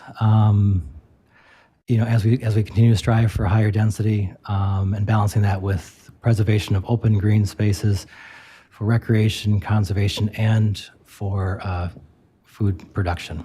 So, thank you. Thank you, Alder. On the amendment, Alder Harrington McKinney? Oh. To second that, but. It's been seconded, Alder. On the amendment, Alder Evers. Thank you, Mayor. I won't be supporting the amendment.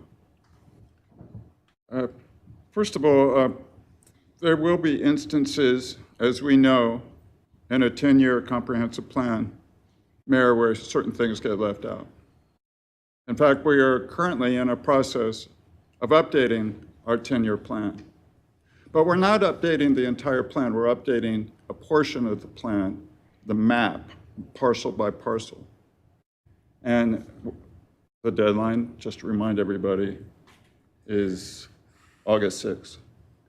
So if an opportunity for community gardens for which there's a waiting list in our city, misses that 5-year interim update deadline, the amendment suggests we would have to wait another 5 years for that parcel perhaps to be considered for a community garden, for which, again, there is a big waiting list in our city. And I also do want to suggest that the amendment, its wording is a bit questionable, that we would encourage the preservation of land in the second clause for those who choose to preserve land for urban agriculture. I'm not sure that we need to encourage it if someone has already chosen to do so. But basically, the notion of, trying to amend a comprehensive plan is impossible. We don't do that except by law every 5 years. That's when we make changes. We can't make changes at the 2-year mark, the 3-year mark, the 4-year mark, the 6-year mark, the 7-year mark. We have to wait until we get a new comprehensive plan. To me, that is not an efficient way of addressing the issues that might be left out in the previous. Remember, colleagues, things are changing a lot in our city. And to suggest that something would have to wait a long period of time in order to be addressed just doesn't make any sense to me. So I will not be voting for this amendment. Thank you, Alder. Alder Martinez Rutherford. Yeah, my concern with the amendment is that it could prevent us from taking opportunities in places that aren't designated as farmland to have a portion of land that actually serves the purpose of feeding families and helping neighbors and giving people a reason to be out in the land digging. And so I feel like it's a little narrows that opportunity a bit more. So I will not be supporting the amendment. Thank you, Alder. Alder Slack. Yes, I just wanted clarification on Alder Evers' claim that we can't touch this for 5 years. Are there ways that the council can change zoning or complete green streets or other planning-related ordinances in that interim? Or can we make no changes to any of those things until there's a new comprehensive plan? Thank you, Alder. I think the Alder was referring to the comprehensive plan, which is on our regular update. It's possible for the council to amend the plan in the interim, and we try and just roll those updates all together with on a somewhat regular schedule. And then, of course, yes, the ordinances can be amended at at any point in time. Thank you, Alder. Alder Harrington McKinney. Thank you, Madam Mayor. I will be supporting the amendment, and I'm supporting it because I've sat in and I've heard the extensive presentations on complete green streets. And I understand the timeliness of having to move this forward. My challenge is that the second section of section 16.23 sub 1 was added on to complete green streets. What I heard from staff is that, not directly, but kind of indirectly, is that if that segment was not added, it would not hurt or slow down the process moving forward with complete green streets. So I cannot not support complete green streets. And it is in no way saying that I do not acknowledge the work of the task force.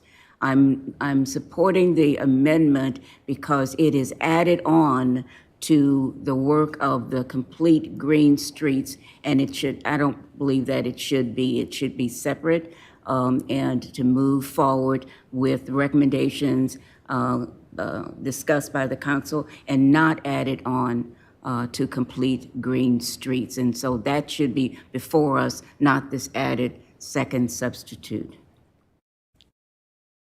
Thank you, Alder Field. Thank you, Mayor. I'm eager for us to pass this tonight. I do support urban agriculture activities where they are appropriate, and I feel that this needs to be done via a plan so that we know for a fact that it's not instead being done on land that's suitable for housing and should be housing, because we need housing in the city. Without the amendment, this is a vague policy goal without action items in the ordinance. It signals to the public that we did something that we didn't actually do in the action steps of the ordinance that governs how subdivisions are organized, and that's not good policy. I fear it sets an expectation about urban agriculture that will spill out every time we take up subdivisions in debate. I would be much more comfortable if we specifically, through the planning process, do this so that our expectations for urban agriculture are clear and not vague. Thank you. Thank you, Alder Rummel. Thank you, Mayor. I will not be supporting the amendment. I believe it's basically missing, Alder Evers mentioned at the beginning, when he pointed us to the definition of urban agriculture. Urban agriculture is not farmland preservation. Farmland preservation is large lots used for farming. That's not the intent of this ordinance. So I think it's kind of conflating two different things. So, you know, if there is not enough direction, according to Alder Fields, that's a different maybe point. But when you read the amendment, it says existing locations identified for farmland preservation in the adopted comprehensive plan. But our plan doesn't really do that. So that means less than nothing going forward. Whereas when you look at the urban ag definition, and you're mentioning community gardens or, you know, market opportunities in neighborhoods, those are small scale things that are not farms. So just think about what we're asking for. It's places to do infill urban agriculture, not infill farms. Thank you. Thank you, Alder. Alder Evers for the second time. Thank you, Mayor. First of all, I want to thank Alder Slack for bringing this to my attention, and it was her work. She, as she said, read this proposed ordinance change front to back 4 times. And for a new alder, that's to be acknowledged and praised. And she pointed out to me that this might be an opportunity. Again, just last month, we unanimously accepted the final report of the Task Force on Farmland Preservation, which perhaps was inappropriately named because of this confusion that people think that urban agriculture is all about farmland preservation. Really, I mean, today in the New York Times, I don't know how many people here, Mayor, get the New York Times, but there was an article called Vital Space, the headline, Vital Places of Refuge in the Bronx, Community Gardens Gain Recognition. And the subhead says, lawmakers in Albany, the state capital, voted to designate community gardens statewide as crucial to the urban environment, especially in the fight against climate change. The bill awaits the governor's signature, but the role of these gardens stretch back decades. So community gardens is the most primary expression of urban agriculture in the city of Madison. And we have heard that there is a long waiting list for more community gardens. And what are the community gardens used for? Mostly for subsistence, for people to put vegetables on their table, to feed their families. There's also a therapeutic aspect that the article mentions that community gardens provides. And that in our stressed out times and people with trauma, in fact, some nonprofits are doing this, including Urban Triage, finding that when people who are experiencing trauma can get their hands in the dirt, it has a salutary impact and beneficial impact in people's lives. I know that personally as a gardener. So to suggest that if a community garden is not identified in a particular area, it's not in the comp plan, that we can't make a some kind of encourage a developer to consider that. Seems to me seems foolish. And the idea that we always have to connect to our adopted plans, I'm very pleased that we're moving towards area plans that can be amended much more quickly, but I have an adopted plan in District 13 that's 15 years old. And when you suggest to planning staff, because they're overworked and underpaid, that I'd like to amend an adopted neighborhood plan, they'll say, please don't do that right now. My staff, it would take up a lot of staff. Please wait until we get to that. So you have to wait 3 or 4 years until your turn comes out in the area plan. And meanwhile, this notion of doing a community garden sits by the wayside. There are one other aspect that should be considered regarding urban agriculture, and that's small-scale market farms, things that can be done on less than 5 acres. And often, and this can be done on areas near railroad tracks or on slopes of land that aren't suitable for housing. Everybody keeps on putting the binary here that we need more housing, and if we do urban agriculture, that means we're not going to be building housing. That simply is not the case. So what we're talking about in that is often members of our community, marginalized communities in our city, often communities of color, people who do small-scale kind of truck farms and don't have the capacity or the financial resources to be able to do their farming outside of the city or outside of the county. Let's face it, large-scale agriculture in this society is largely the preserve of older white men. But there are a lot of individuals from communities of color and marginalized communities in our city that rely upon, that is their livelihood. That is economic development. That is creating jobs. We can do this, and the passing of the Farmland Preservation Task Force final report simply said that moving forward, we would do what Alder Slack did. Oh, there's an opportunity to acknowledge this important value, this shared value, like climate change, moving forward, so that we can encourage it. And there's no place in the English language, colleagues, where the word encourage gets confused with mandate. It simply is not the same. And if we go back to the Ramish Farm example, the Ramish Farm, after 3 times, it passed. But the first 2 times, it was held up primarily because of the proximity to the F-35 sound contour. And when the Environmental Justice Task Force, the President's task force that I sat on, addressed that, and we decided that we could still build in that contour, that removed the major obstacle, and we went forward, and now Ramish Farm will be an agri-community, and we will have 10 acres for local urban agriculture in that area. Now, I've still voted against it because I wanted more than 10 acres. I wanted denser housing. I wanted multifamily, owner-occupied housing, not as much single-family housing. Those homes are going to cost $400,000 to $500,000 with deposits required of $80,000 to $100,000. They won't be affordable. They won't solve the problems that we have in our city. That's why I voted against it. But tying this to the comprehensive plan is the wrong way to do it.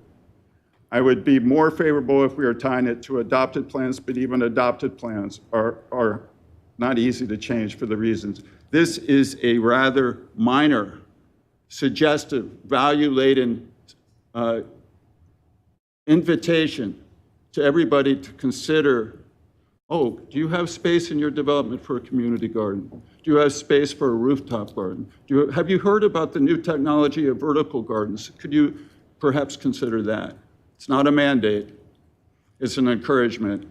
And I suggest that to my colleagues, that it would be quite fine if we went and passed this ordinance change as it reads today.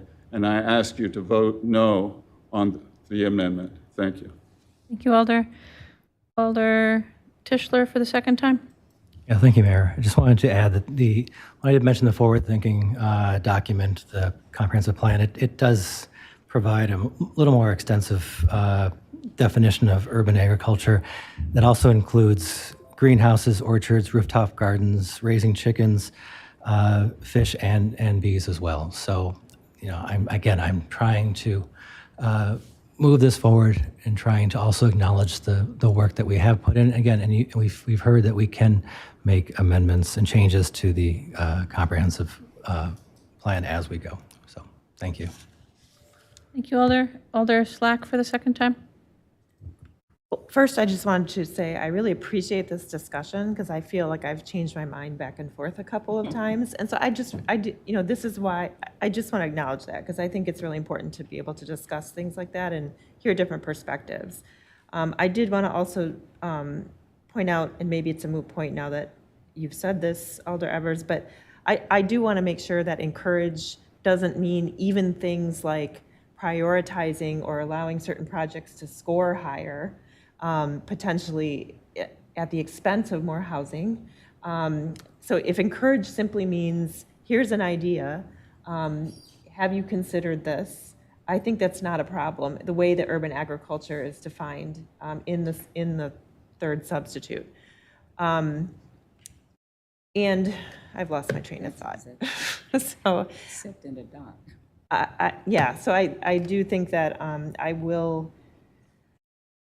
not support the amendment and vote for the language as it is. It's still possible I may change my mind with other input from others, but I also think it is something that, quite frankly, residents across the country are going to be demanding more, and whether or not we encourage it, it's going to be something that that happens anyway because people will want this. So I don't have a problem with the language as it is. Thank you, Alder. If no other alders in the queue wishing to speak on the amendment, anticipating disagreement, we'll have a roll call. All those in favor of the Tischler amendment, aye. Those opposed, no. As your name is called, and the clerk will please call the roll. Thank you. Alder Govindarajan. Alder Govindarajan, aye. Alder Harrington McKinney. Skip, okay. Alder Knox.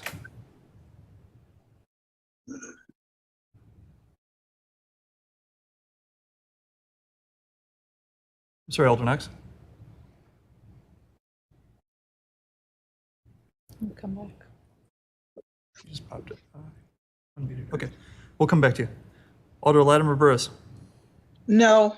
Alder Latimer Burris, no. Alder Madison. No. Alder Madison, no. Alder Martinez Rutherford. No.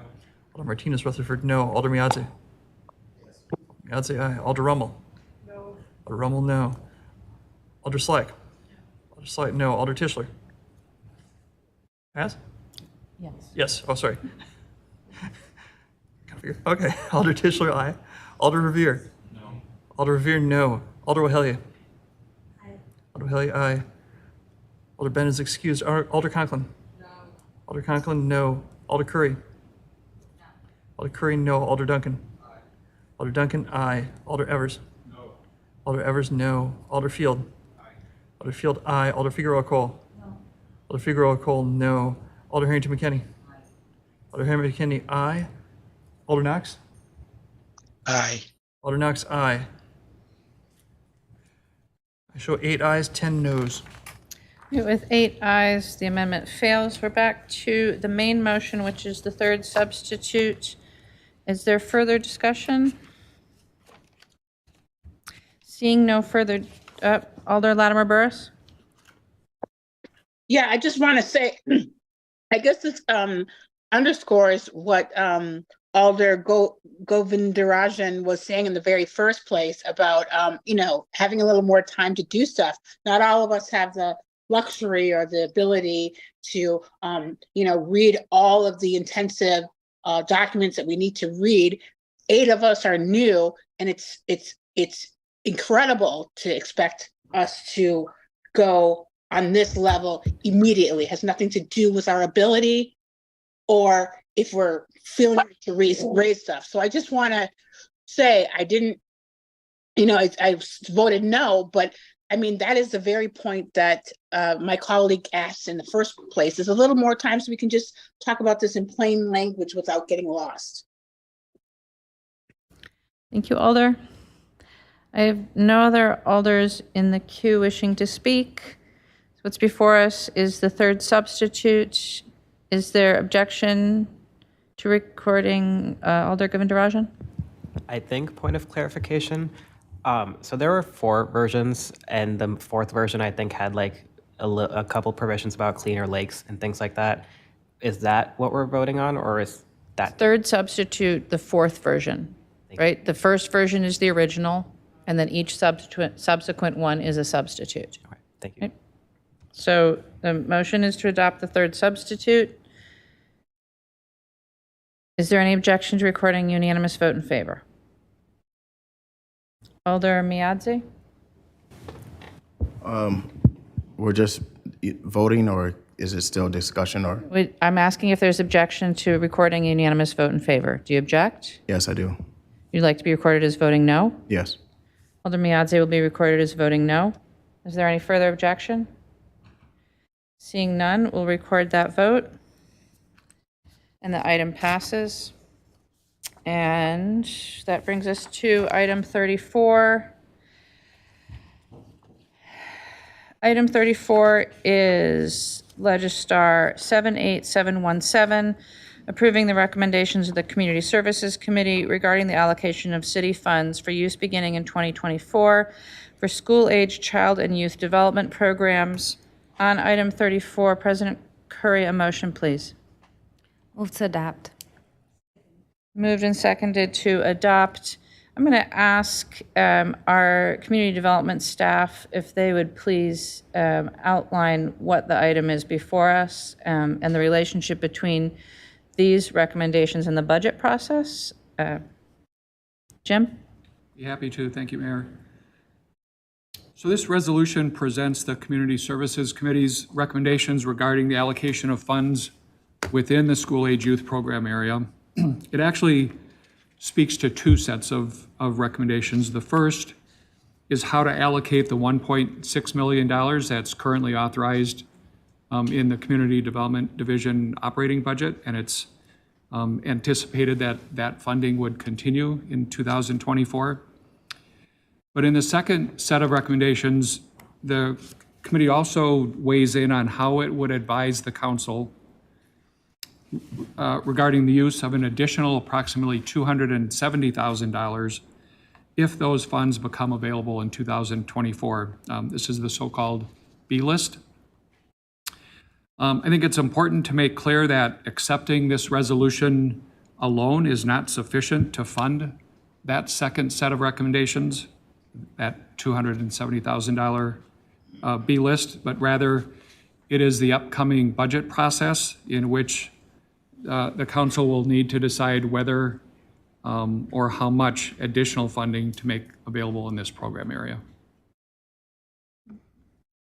Thank you. Are there questions for staff? Alder Knox? Yes, can you hear me? Yes. Good. My question, wouldn't in the budget process, we also would be able to make recommendations regarding the $1.6 million allocation as well? Or changes? Yes, Alder, any and all spending is subject to review in subsequent budget processes, so that would be the same with the base level funding. Thank you. Thank you. Alder Latimer Burris, a question? Yeah, so in regards to the budget, and I just started in on this process, but I understand that most departments are asking for are asked for like a 1% reduction or something on that order. So then this proposal is basically asking for about 10% more. Is that correct? Just asking the question.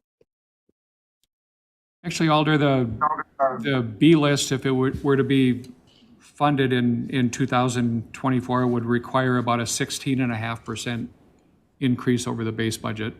The base budget, again, being approximately $1.6 million. Thank you.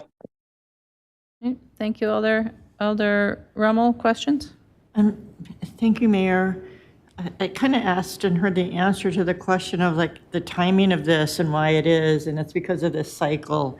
It just seems really awkward to have this discussion before any budget and any ideas. So I guess my question is for the mayor of kind of I know it's too early to ask you about the operating budget, but what's your general direction to staff about these kind of things? And will you be looking at this B list as part of your original thing? Or can you just share some of your thoughts? Alder, I'd be happy to. My instructions to staff on the operating budget are publicly available. Broadly, the instruction is to expect a 1% cut across the board. But I think it's helpful to remind you and perhaps share for the first time with some of your colleagues why we do this process the way that we do it. And I'd certainly invite Director O'Keefe to weigh in if he'd like to. But when I was on the council, we used to adopt the specific recommendations of the Community Services Committee in terms of which agencies to fund as part of the annual operating budget. And what that invited, and I was guilty of this as an alder, was specific amendments by individual alders to fund individual organizations, which set off, frankly, a feeding frenzy of lobbying by individual organizations that did not put those requests in context of our entire funding picture.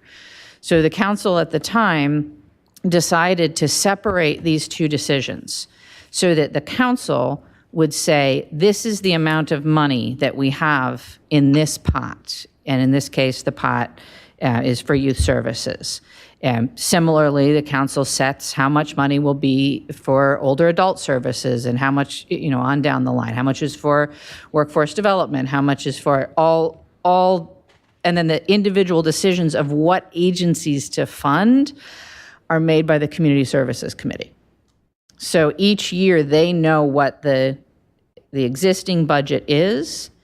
They make recommendations on how to allocate that budget, and then very commonly, they will create what they describe as a B list, which is if the council chooses to increase the amount of funding, this is how they would spend it. I believe some years there's even been a C list, but there is always a B list.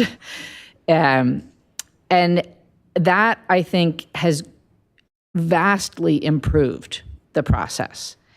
Because what it means is that all of the proposals within a particular area of funding are considered at once. And they're considered by the committee that spends a tremendous amount of time going through these applications. They are vetted thoroughly by staff. And we're not having these discussions about adding, $10K here and $50K there on the floor of the council during the budget process. So I think that what we have now is a really good and productive process. It does not solve the problem that there is not enough funding to meet all of the requests. But I do think that the process is a good one for allocating the limited funds that we do have. So really what you're being asked to decide tonight is, do you agree with the community services recommendations on who to fund? The conversation that we'll have in the budget process is, do you want to add more money to the pot? Now, certainly you can take into account the B lists at that point in time, but tonight we're not talking about whether or not you want to fund the B list. Tonight we're just talking about, do you want to adopt the recommendations of the committee? Anything further, Alder? Yeah, I agree with your general history, but I would add that there was a next layer of our process, which then created a 2-year funding cycle, of which now we're kind of in the middle, from what I understand. So, and I guess respectfully, I'm not sure you actually answered the question. You said that you're asking for a 1% cut. This recommendation calls for the same amount plus a B list. So just wanted to see if you had anything further to add about, you're thinking that does the 1% cut apply everywhere, or you obviously use your discretion?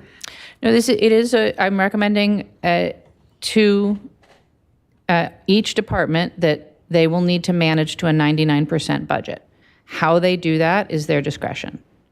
So the Community Services or Community Development Division can choose to manage by not cutting the funding that goes to agencies, but rather to reduce other expenses. Thank you.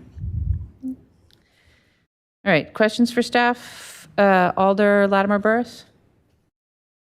Oh, yeah. So I just wanted to ask, because it kind of, and I say this in a positive way because I think that we do need more funding for the neighborhood centers. I think that they saved Madison across the board and they have for years. But is it almost like an in run and in a way that it forces, like, could each department do this where they kind of force it seems like it's forcing the budget issue before budget's happening. I'm just asking the question so I have understanding because I'm new to that. Although I'm not sure what more can be said. The process was developed to separate the two decisions so that the council would focus on the level of funding and the Community Services Committee would focus on the allocation of that funding. And that process, I believe, has been working well. Staff can certainly feel free to agree or disagree. But I think generally the consensus is that the process is working well. And so again, what's before us tonight is simply approving the recommendations of the committee. And I believe in November, we'll have extensive discussions about the level of funding. Alder Conklin, questions for staff? It's actually a question for you or Attorney Haas, and it's just kind of on process. If myself or any of my colleagues sit on the board of any of these centers being funded, is that something that we have to disclose or recuse ourselves from? Yes, we definitely recommend disclosure. I'm not sure if the city attorney would recommend recusal, and we did have several disclosures at the beginning of the meeting. Attorney Haas? Yeah, I think under the ethics code, if you are a board member, you would be considered associated with the organization. So in that case, I think the ethics code would require recusal. Okay. All right. Thank you. Thank you, Alder. Alder Figueroa-Cole, questions for staff? Just a point of clarification. I'm pretty sure I had know the answer to this, but again, the B list is just a wish list, and we can either find funding or not find funding, and it has really nothing to do with the upcoming budget. Like, we're not saying we're going to put this money on the budget. It's just there for us to be able to negotiate if we need to. And I think in the two terms here, maybe once there was money that came down from ARPA and the B list was added more money to it. So it is not, I just want to clarify that it's not an impact to the 2024 budget that we haven't even started discussing. That's correct. At this point in time, voting in favor of this does not fund the B list. It's just a wish list. But it does instruct staff that if the council provides more funding in the future, that the funding will go to the B list. Correct. Thank you. Thank you, Alder. I have no other alders in the queue with questions, so we're on to discussion. The motion is to adopt. Is there discussion? Seeing no, Alder Harrington McKinney? Madam Mayor, I just have to put this forward. I am so impressed with the newly formed coalition of neighborhood centers. They've set an example that I wish more of us would follow. They joined together to promote wellness to our entire community, and it wasn't on the basis of their individual organization. They formed the coalition to really look at the wholeness and the wellness of our youth and to meet families where they are. And so I really commend them. It's not the recommendations of the Community Service Committee, but I commend the neighborhood centers, the community centers who came together to form this coalition. And so hats off to them, and I commend them for the example that they are setting for how we should do business in the city of Madison. Thank you. So I will be supporting this. Thank you, Alder. Alder Knox? Yeah, I just want to be clear. So there were reclusals of alders who are connected to one or more of these organizations? Although there were disclosures at the beginning of the meeting, but at this point, there are no recusals. But I think, hold your hat. I just asked the question. Thank you, Alder. Alder Miadze. Since I am on the board of Kennedy Heights, I have to recuse myself. Thank you, Alder. Alder Miadze will be noted as recusing himself on this item. Can I make one clarification? Yes, Attorney Haas? I just want to make one clarification. This has come up recently. If you are on a board by virtue of being appointed by the mayor or the council, then it's not a conflict. Okay, so if you're on the board because you're, invited to be on that board, appointed to be on that board by the organization itself, that can create a conflict. But if you are the city's representative on that board, it does not create a conflict. So sorry if there's any confusion about that. Thank you, Attorney Haas. I have no other alders in the queue wishing to speak. The motion is to adopt. Is there any objection to recording a unanimous vote in favor with one recusal? Seeing no objection, we'll record that vote. And that brings us to the end of our agenda. Are there any further introductions from the floor or announcements? Seeing none, Alder Govindarajan, it's your turn. Move to adjourn. Moved and seconded to adjourn. Is there any objection to recording unanimous vote in favor? Seeing no objection, we are adjourned. Thank you all. Have a good night.